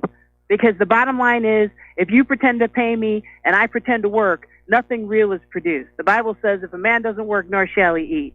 And that's what's wrong with this country right now. We don't have a manufacturing base because we let the Democrats work with the Republicans to remove our manufacturing base because the people are dumb as a box of rocks. We need to get our children out of these public schools, out of the private schools, and definitely out of the colleges. I mean, I think it was you that was talking about this. The kids are coming home with their breasts. Girls are coming home with their breasts removed and mustaches. Yes. They got them in there brainwashing your poor children. What did you think would happen when you handed your children out to people, pedophile, Satanists, ungodly, and treasonous people? I mean, look at what's happening with this Mueller investigation. And you still have people running around acting like Trump did something wrong. They really don't understand because they watch the media that lies to them. They go to the schools that lie to them. And they won't take the time and the energy to do their own research. And this is what's wrong with America. So the answer to this real quick, keep your money in your pocket. Stop paying taxes. You shouldn't be paying income taxes. All right. Well, Lauren, thank you very much. We're going to have to let you go. Take another break for commercials. We'll be back with another phone call after these few words. Aloha, America. Welcome back to our show here. We're going to go back to the phones to Paul in Montana. Aloha, Paul. Welcome to the show. What's on your mind? Mr. Rivero, the person that called from Montana that works in the oil industry down in Texas. Yeah, that was Mark. My question is, My question is why is it the fascist bourgeois will work 3,000 miles away from where they live, not pay any taxes there, and then come up to a place like Montana where the proletariat is out scratching for food to feed their youngins, and it is possible in Montana, yet using all of Montana's resources, why doesn't this patriotic bourgeois, what have you, live in Texas and pay taxes where he makes his money? Why is it the bourgeois always seem to move someplace where the proletariat is living in the mud and eating, whatever they can get off the land? Please explain this to me. Thank you. Well, I mean, everybody ultimately has a right to try and reduce their tax burden legally. Even the IRS will admit to that. And Mark has basically discovered that's what works for him. He also may simply like living in Montana. And I will admit that going from Montana to Texas for work, it's a long trek. But there are people who will do that. For example, members of Congress, especially here in Hawaii. Tulsi Gabbard and Ned Case live here on Oahu, but they fly to Washington, D.C., because that's where their job is. Of course, we have very high taxes here in Hawaii. Anyway, thanks for the phone call. We're going to let you go and get on back to the news here. All right, we're talking about the economy here. Iranian Foreign Minister Mohammad Javad Zarif has announced the country's willingness to ink a deal with Iraq to drop all customs tariffs between the two countries. In other words, they're going to have free trade across their border, no tariffs. And that is definitely going to spin things up. And Zarif added that despite the U.S. sanctions, Iran is exporting $2 billion worth of gas and electricity to Iraq annually, stressing that the two countries' cooperation in the energy sector can grow if Tehran and Baghdad decide not to allow Washington to impose restrictions and limitations on their trade, which, if they're trading in their own currencies, there's really not much Washington can do other than to start dropping bombs here.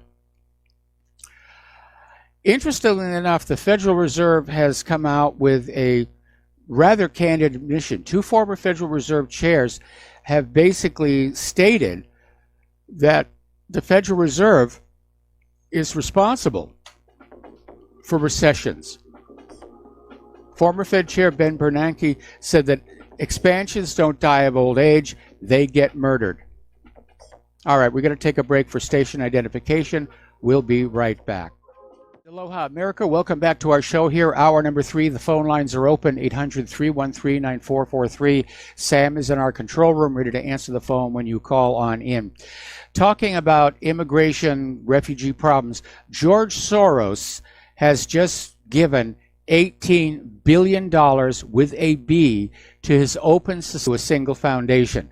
And as you're probably already aware, the Open Society Foundations is the driving force behind this push for no more borders, open borders, globalism. So Soros has just given them $18 billion, and that is a lot of money with which to cause a lot of mischief for nations that have borders here. Interesting little article came out of Lou Rockwell. If walls don't work, why did castles have them? Indeed, why the Great Wall of China, why Hadrian's Wall, why the Constantinople Wall, why there were walled cities, and why the Israeli wall that keeps Palestinians out of Palestine. Walls do work, according to President Obama's former Border Patrol chief, Mark Morgan. And we're still, of course, in the middle of this government shutdown over Chuck Schumer and Nancy Pelosi's refusal to fund a border wall because they want the illegal immigrants pouring into this country. And they don't care that it's putting a huge strain on our already stressed economy. They don't care that the illegal immigrants are taking jobs away from legal American citizens. They don't care that the illegal immigrants are bringing in contagious diseases. They don't care that MS-13 is coming in with the illegal immigrants. They don't care about the increase in crime and rape. All they can think about is getting these illegals registered to vote Democratic. That's what it's all about. And what's really interesting is back when Obama was president, Schumer and Pelosi agreed walls do work, and they supported building a wall. Why are they opposing it now? And this article is saying basically Democrats want to use the issue against Trump. But the public is in favor of the wall. Polls are showing Trump has a far higher approval rating than the prostitute media, and that Americans want the wall.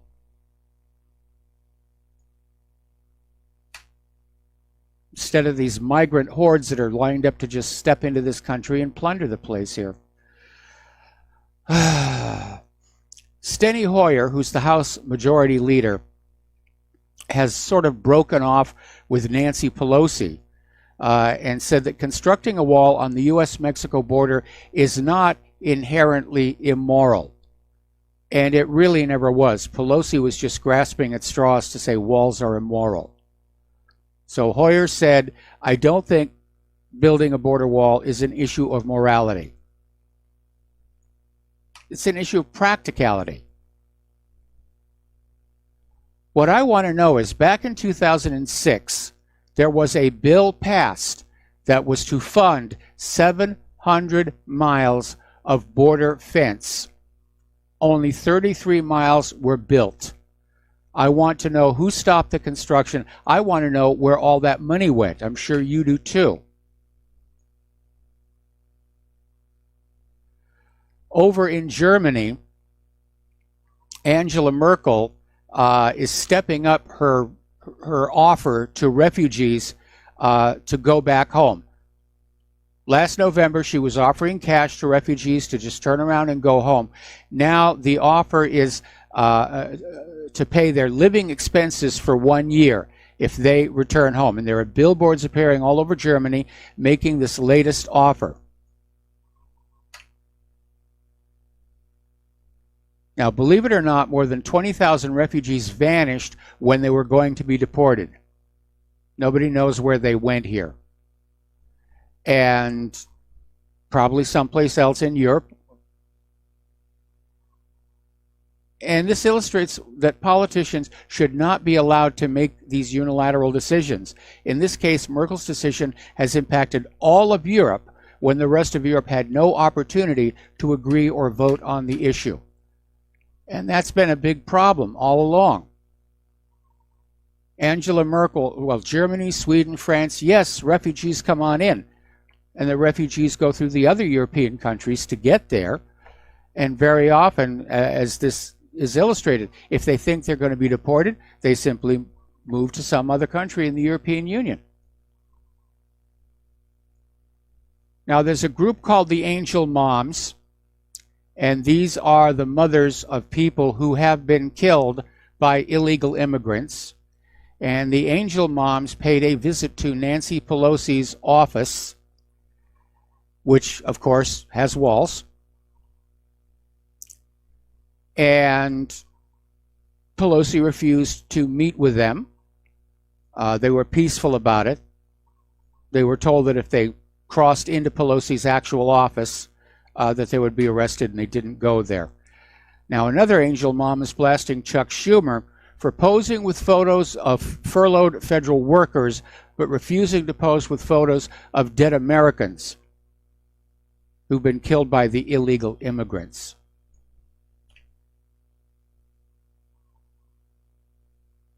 Hang on a second.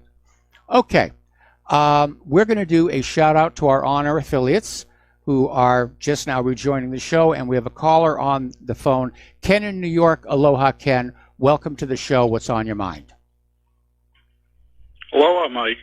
I'd like to mention something that I've heard from Ralph Winterroth several times on his show, where the Supreme Court has defined what treason is, and they two early cases, I think before 1820, and it said that it is the act of levying or making war against the laws of the United States.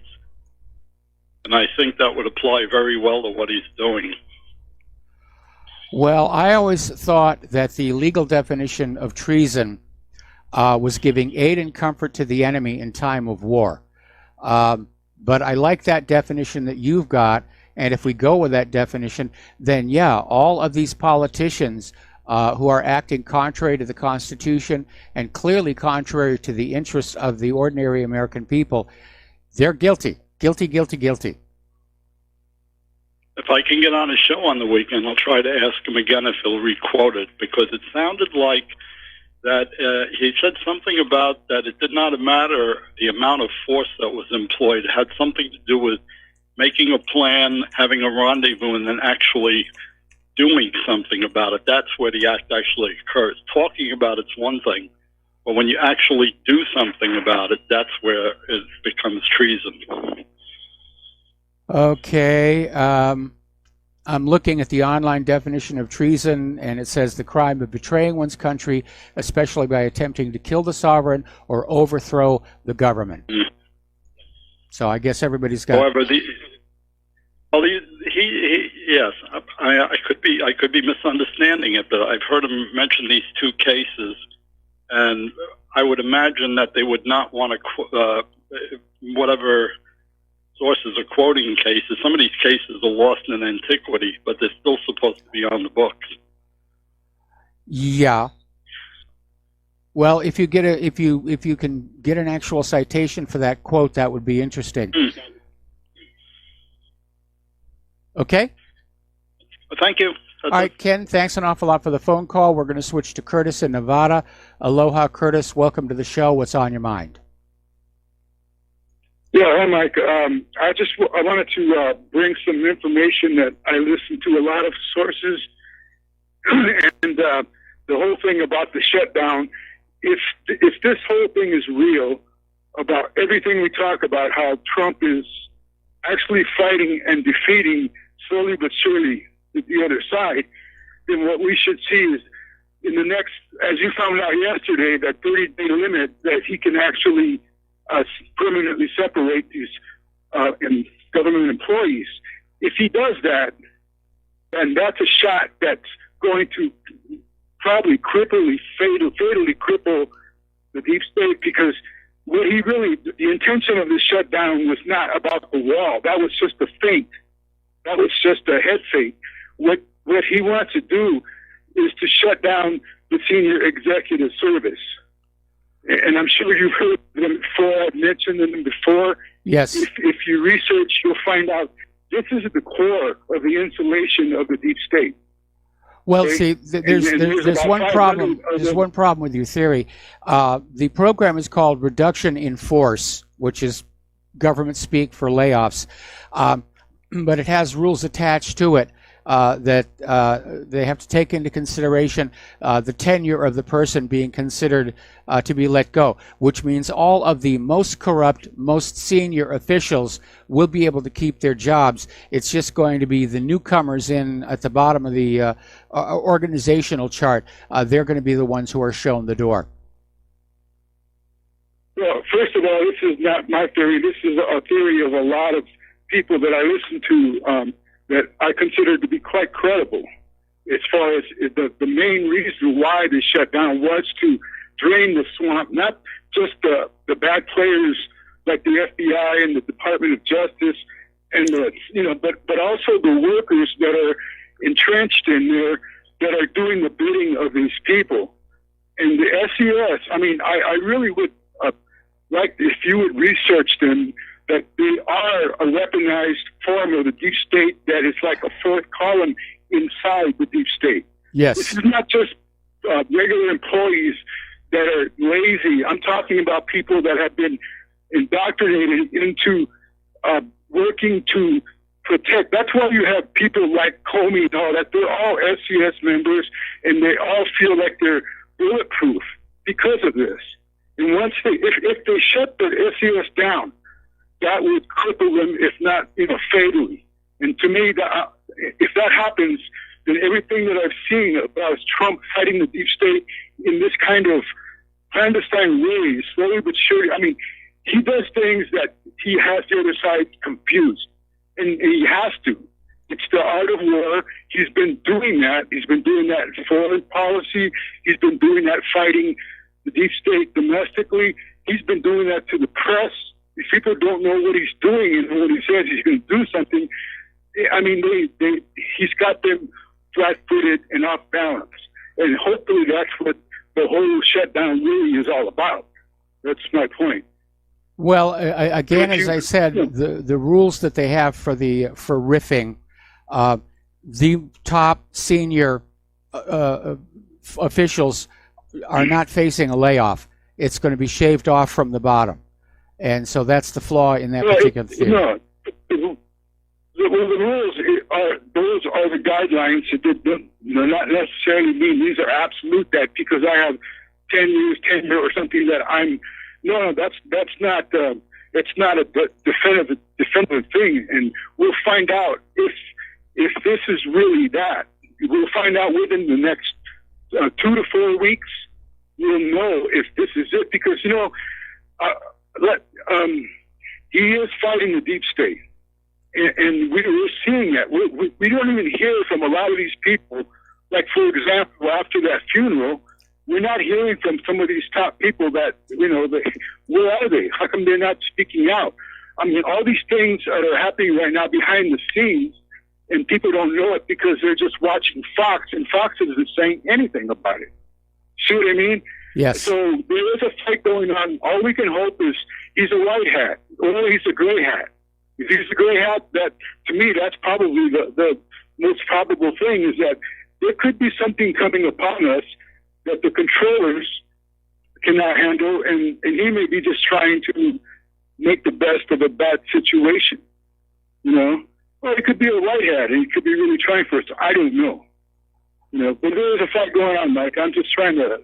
I wish people would just start looking at more sources besides just Fox, because there's a lot of stuff going on, and they just don't see it. They're just not, they're not putting it all together. Yep. Well, again, there is a flaw in that theory, and I understand that the ripping is a potential reality, and it's only a few more days before that kicks on in. I don't know that Trump would actually order it because of the political backlash, but time will solve that mystery. Anyway, Curtis, thank you for the phone call. We're going to switch over to Art off the grid. Aloha, Art. Welcome to the show. What's on your mind? Yeah, Mike, just to chime in real quick on this issue of treason. We don't need the Supreme Court to tell us what treason is. It's defined in the Constitution itself in Article 3. It contains 3 sections. The first section discusses the judicial power and the creation of the Supreme Court. Section 2 talks about exactly what kind of cases the Supreme Court will hear. And Section 3 actually defines treason. And it says this: treason against the United States shall consist only in levying war against them, or in adhering to their enemies, giving them aid and comfort. No person shall be convicted of treason unless on the testimony of 2 witnesses to the same overt act, or on confession in open court. And Congress shall have the power to declare the punishment of treason, but no attainder of treason shall work corruption of blood or forfeiture except during the life of the person attainted. Now, that is Article 3 of the Constitution, speaks directly to the Supreme Court, its authority, and the definition of treason. We don't need the Supreme Court here. Okay. Thank you for the clarification. Okay, and I guess Art just hung up here. All right, getting on back to the immigration news. Apparently, just before last Christmas, there was a group of volunteers who set out to search for the remains of dead migrants on the Barry Goldwater Air Force Range. This is a remote desert area in southwestern Arizona where military jets from bases in Arizona conduct live bombing exercises. The volunteers from the nonprofit group Aquiles del Desuerto discovered the skeletal remains of 8 migrants in just 2 days. The San Diego-based group posted pictures of some of the remains it recovered near Oahu on its Facebook page, including a skull, a jaw, and a set of leg bones. Apparently, the remains of 127 dead migrants have been recovered in southern Arizona in 2018. That's another reason to build the wall. If they're not trying to get into our country, they're not going to die here. Over in the European Union, they are up in arms over Austria's exit from the UN Migrant Pact. And they're angry with Austria. They're angry with Donald Trump, who's pulled out of it as well. Now, this UN Migration Compact was basically the United Nations declaring open borders for all member nations. And when it was introduced at the concept level, a lot of nations signed on to it. Now that they're dealing with the aftermath of open borders, a lot of nations are having second thoughts. Donald Trump has pulled out. Austria has pulled on out. And again, the United Nations, I think, was exceeding its authority and jurisdiction by basically coming on in and trying to rewrite the border laws of the member nations.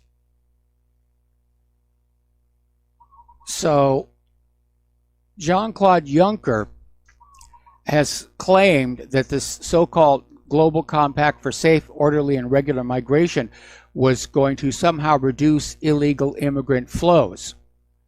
Well, yeah, technically, because now they'd be considered legal immigrants. Anyway, Jean-Claude Juncker said Austria's refusal to sign was the only stain on an otherwise really impressive presidency. Over in Great Britain, the argument over Brexit is continuing, and they're still talking about a second referendum. Nigel Farage is out there slamming Theresa May, demanding her resignation. Anyway, we got to take another break for commercials. We'll be right back. Aloha, America. Welcome back to our show here. We're going to take a phone call from Dustin in New Jersey. Aloha, Dustin. Welcome to the show. What's on your mind? Yeah, Mike, I missed about 2 hours worth of your show because I broke my ankle last night. So oh man, that's terrible. Yeah, I got to wear one of those big robo boots. It's horrible walking around with this thing. But Mike, I know you mentioned the EU, but I want to talk. Did you mention about, because I wanted to talk about this yesterday, but we were short on time because it was at the end of the show, about Russia is going to surpass Germany as the 5th largest economy of the world. We hadn't actually mentioned that, no. Yeah, and I think it's also going to surpass Britain because I think they're the 6th largest economy of the world, right? Yes. Or maybe the 4th. Yeah, and I don't know what the time period that's going to happen, but isn't it funny? Like Angela Merkel, she wants to pay people to leave. Yes. You know, like does that mean their economy is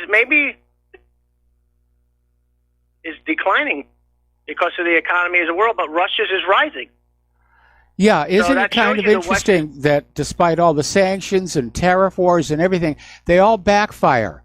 They've been sanctioning Russia now going back a couple of years now. Russia's doing fine. Europe gets slammed because they've lost one of their major markets.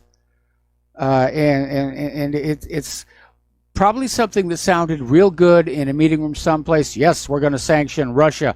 And it wasn't really thought all the way through.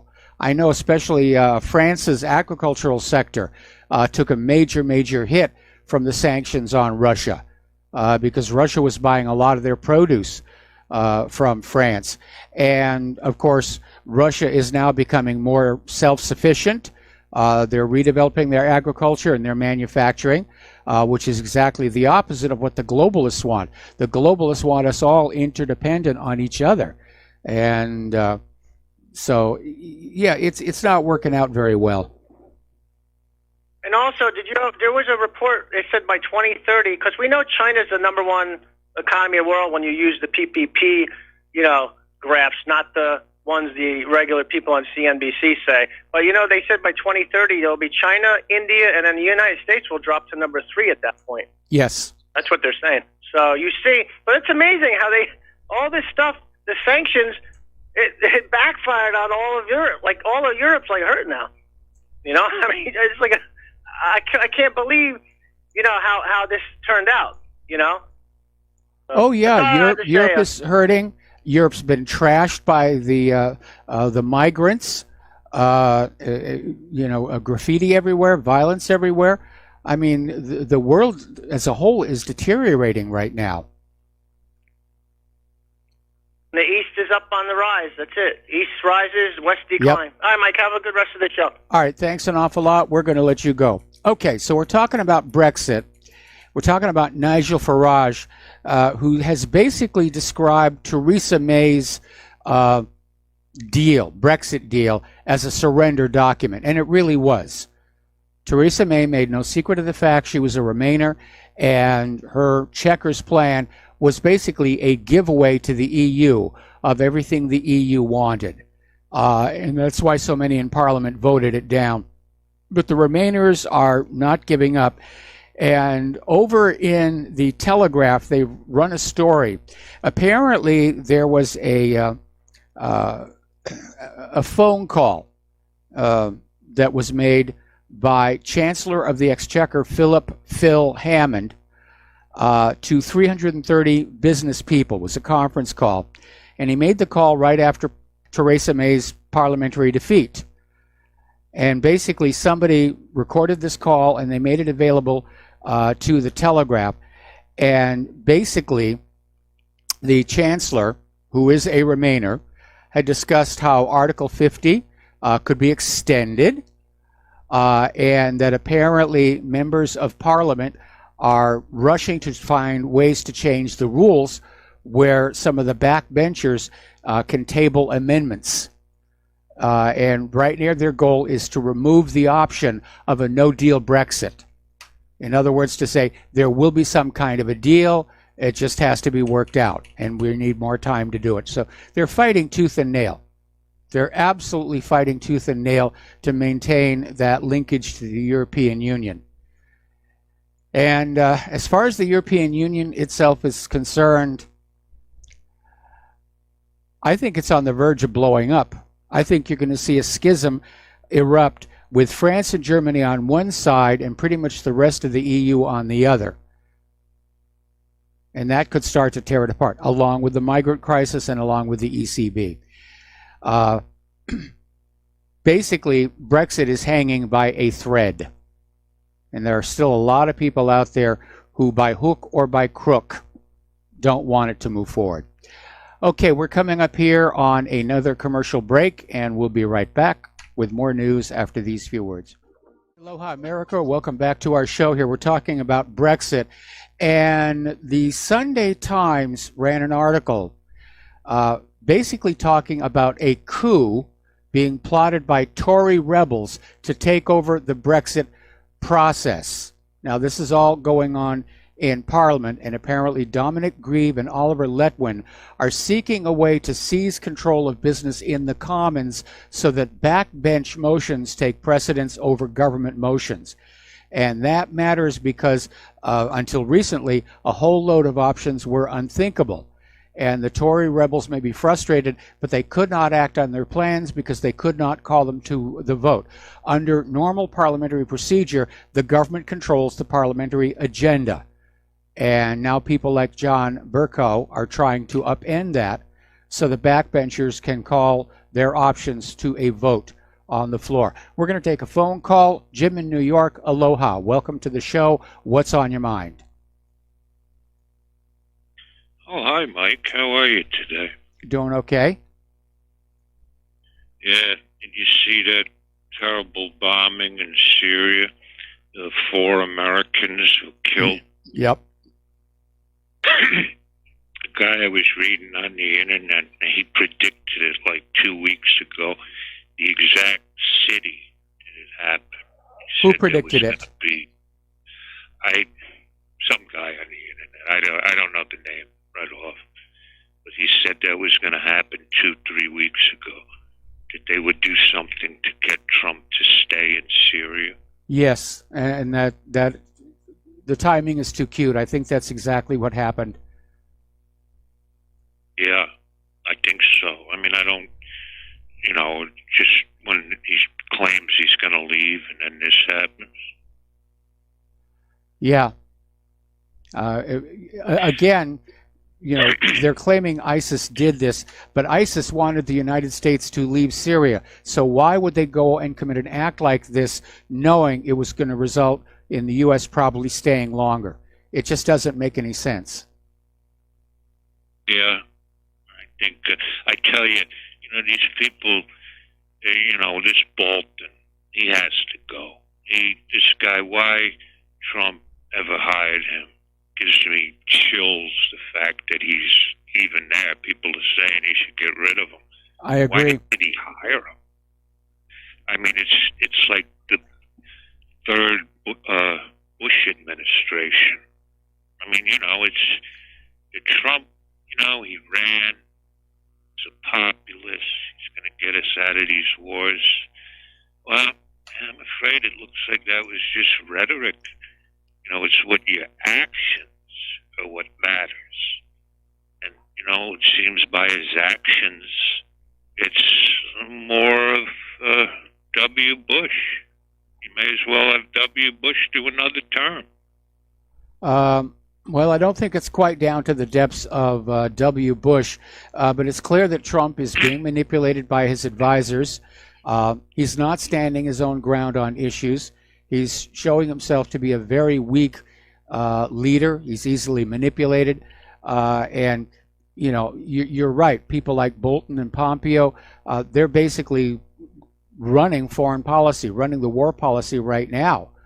And yeah, Trump's been talking about getting out of Syria since last March. So he comes on out and says, we're going to get out of Syria. And immediately there's this hue and cry, followed by this obvious false flag bombing.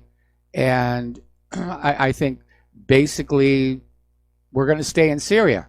And corporate media and the White House are going to act like Trump never said we were going to get out of Syria. Yeah, I'm afraid it looks that way. Just seems he's got to get rid of these people. I mean, to me, Bolton, I think he's dangerous. And he's agree. Running national security. He's running the national security. I mean, it's very worrisome. Yeah, it is very, very worrisome. I mean, there are even people over at the Pentagon who are very concerned that Bolton could get us into some wars that we ought not to be into right now. Is Trump, is he that stupid? I mean, if he believed what he said on the campaign, is he that dumb to hire these guys, or is he forced? Is he blackmailed to hire these guys? Some of these appointments are political payoffs for his supporters. Sheldon Adelson, of course, is wielding a huge amount of influence with Donald Trump for having funded much of his campaign. And Sheldon Adelson is the one who's saying, I want you to appoint this person and this person. And of course, Sheldon Adelson is very pro-Israel. Bolton is very pro-Israel. Trump came into office, he's pro-Israel, always has been. And so it would be easy for Sheldon Adelson to say, let's get Bolton in there because he's not going to mess around. He's going to get us into that war with Iran. Yeah, it looks that way. It's very discouraging, very depressing to see it. Yes, it is. I've called the White House 4 times saying get out of Syria. I'm sure many other people did. And, it just seems, again, look at their actions. Look at what they say. Actions are what matters. And, Trump, $80 billion more in defense spending. Well, presidents may come and presidents may go, but the war machine goes on forever. And of course, this is exactly what Eisenhower warned us about the war machine becoming so large it was a political power unto itself and would be able to sway policy and the economy to serve its own ends. And that's exactly where we are right now. just like Obama. Obama said a lot of good things when he ran. Yeah, It he just also promised he continued. was going to get the troops out of the war zones. Yeah, but it's very worrisome. But, I've been worried for 8 years now, so, hopefully cooler heads will prevail. A friend of mine said that one of the reasons, there won't be a war is everyone's scared, which to me is a good thing. If you're scared of all parties, Russia, the U.S., Iran, everyone's afraid, which is good. I hope they're afraid. Well, I know ordinary people are afraid. The troops in the field are afraid. We have the system where the people who want war sit safely in their control rooms, conference rooms, bunkers, what have you, far away from the battlefield, and send other people's children in there to get blown to bits. Yeah. Well, we can only hope for the best, and thanks for taking my call, and have a good day. All right, you're welcome, and thank you for the phone call. We're going to let you go. Now, we have talked on this show about the problem of civil asset forfeiture, and this has been going on for a long time. It originally started out, more than a decade ago, where, in fact, I think close to 2 decades ago, the original intent was to allow police to seize property from criminals and basically use those assets against the criminals. It was sort of a police-level version of RICO. And again, it sounded good when it was first proposed, but then it got severely distorted, where police are now basically seizing property from people who are innocent of any wrongdoing. And police can seize your property without charging you or convicting you of a crime. But there is now a bipartisan coalition of grassroots organizations across the country who are now starting to push back on this, and lawmakers in at least 15 states are weighing legislation to outlaw the practice of civil asset forfeiture.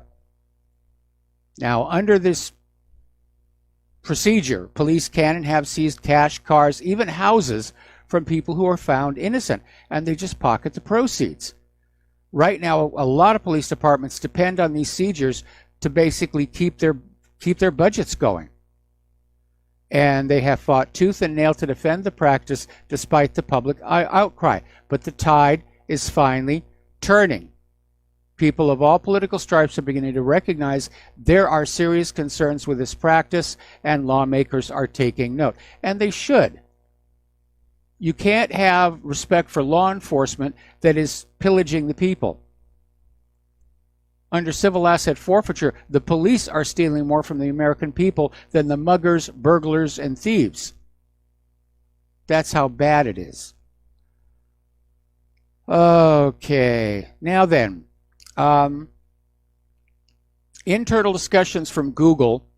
This is being reported on Breitbart, and they have a Google employee who's leaking material to them, basically saying that Google is censoring search results on abortions, Maxine Waters, and more. And apparently they're keeping these black lists of search terms like abortion, David Hogg, and basically saying that, yeah, Google is definitely doing this. Now, Marsha Blackburn told Breitbart News that Google CEO Sundar Pichai's congressional testimony was less than truthful regarding his statement that Google does not manually intervene in any search results. Well, we know he was lying. We absolutely know that he was lying. You should use a different search engine like DuckDuckGo or anyone. All right. There is an initiative out there called Report for America. It's an initiative of the Ground Truth Project, Google, and others that wants to place 1,000 of their journalists in local newsrooms over the next 5 years. In other words, there is now a fight over who's going to control what goes out in corporate media. It used to be primarily the government, Israel, corporate interests. Well, now Google wants to get in on the action there. And they want their cadre of journalists in these newspapers pushing Google stories. Okay, there has been a huge data breach involving 770 million email addresses. And the stuff has already showed up on the dark web. So 770 million emails, 21 million unique passwords were exposed. This is far larger than the Equifax and Yahoo hacks. And the breach is being dubbed Collection Number 1. And it's a raw data set of email addresses and passwords totaling 2 billion rows from potentially thousands of different sources. So this was a major, major hack. Okay, Amadeus is an airline reservation system. It serves 141 airlines, including British Airways, Air France, Icelandair, Qantas, and so forth. It's turned out there is a vulnerability that's just been discovered within their system that would allow an outsider to edit or change someone's ticket reservation for any airline just by having the booking reference number. So somebody could do a lot of mischief with that. As you know, there's a gaming sensation out there called Fortnite, and apparently they have a security flaw there that allows hackers to spy on young players and steal the in-game currency. So gaming security experts found this vulnerability, which allowed criminals to obtain login information and seize control. It's a mess out there. Okay, you've heard of the Dark Overlord hackers, and they released some information they claim is related to 9/11. And they threatened to release more if a ransom wasn't paid. The ransom wasn't paid.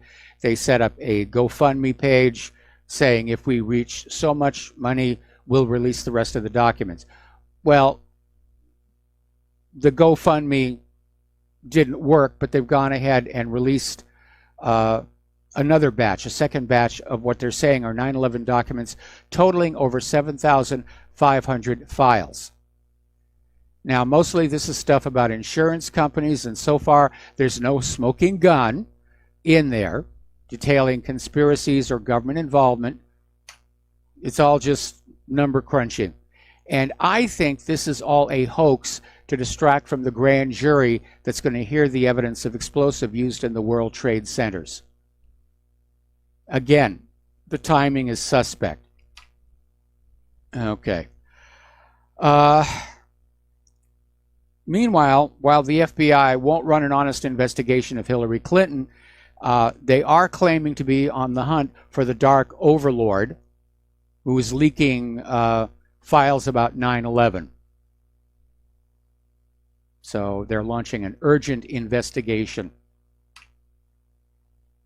which, again, if it's a hoax, everybody's going to play along with it. Oh, yes, this is real. This is real. We got to treat it like it's real here. The World Health Organization has declared that anti-vaxxers are among the top threats to global health in 2019. Ooh, you anti-vaxxers, you are such a problem here. And story coming out of Natural Blaze. The Australian government is causing death and disability with mandatory vaccination policies. And according to this article, it's saying vaccines are not about promoting health in the community. They're about promoting big business. And apparently records being kept in Australia is showing that children's health is significantly declining with the addition of every new vaccine being recommended by the government. Now, here in the United States, we don't have those kind of statistics. They're rather embarrassing. Over in Ohio, in Columbus, the Mount Carmel Health System. A doctor identified as William Hussel is being sued by a family that alleges that he gave a massive fentanyl overdose to 79-year-old Janet Kavanaugh, causing her death. And apparently this doctor did this to some 30 near-death patients. Now, whether he sees himself as an angel of mercy or what, we don't know, but he's being sued. All right, there's the music. We got to take our last break for a commercial. We'll be right back. Aloha, America. Welcome back to our show. Last segment of our program today here. Over in Europe at CERN, you know they've got this really powerful collider called the Large Hadron Collider. Well, I guess they decided it was time for an upgrade. CERN is now presenting plans to build a bigger, more powerful successor to the already existing Large Hadron Collider. The new accelerator will be called the Future Circular Collider. It's going to cost about 20 billion pounds. And I'm sure a lot of people are going to step up out of concerns that it could create quantum black holes, which they said about the Large Hadron Collider, and it hasn't happened yet.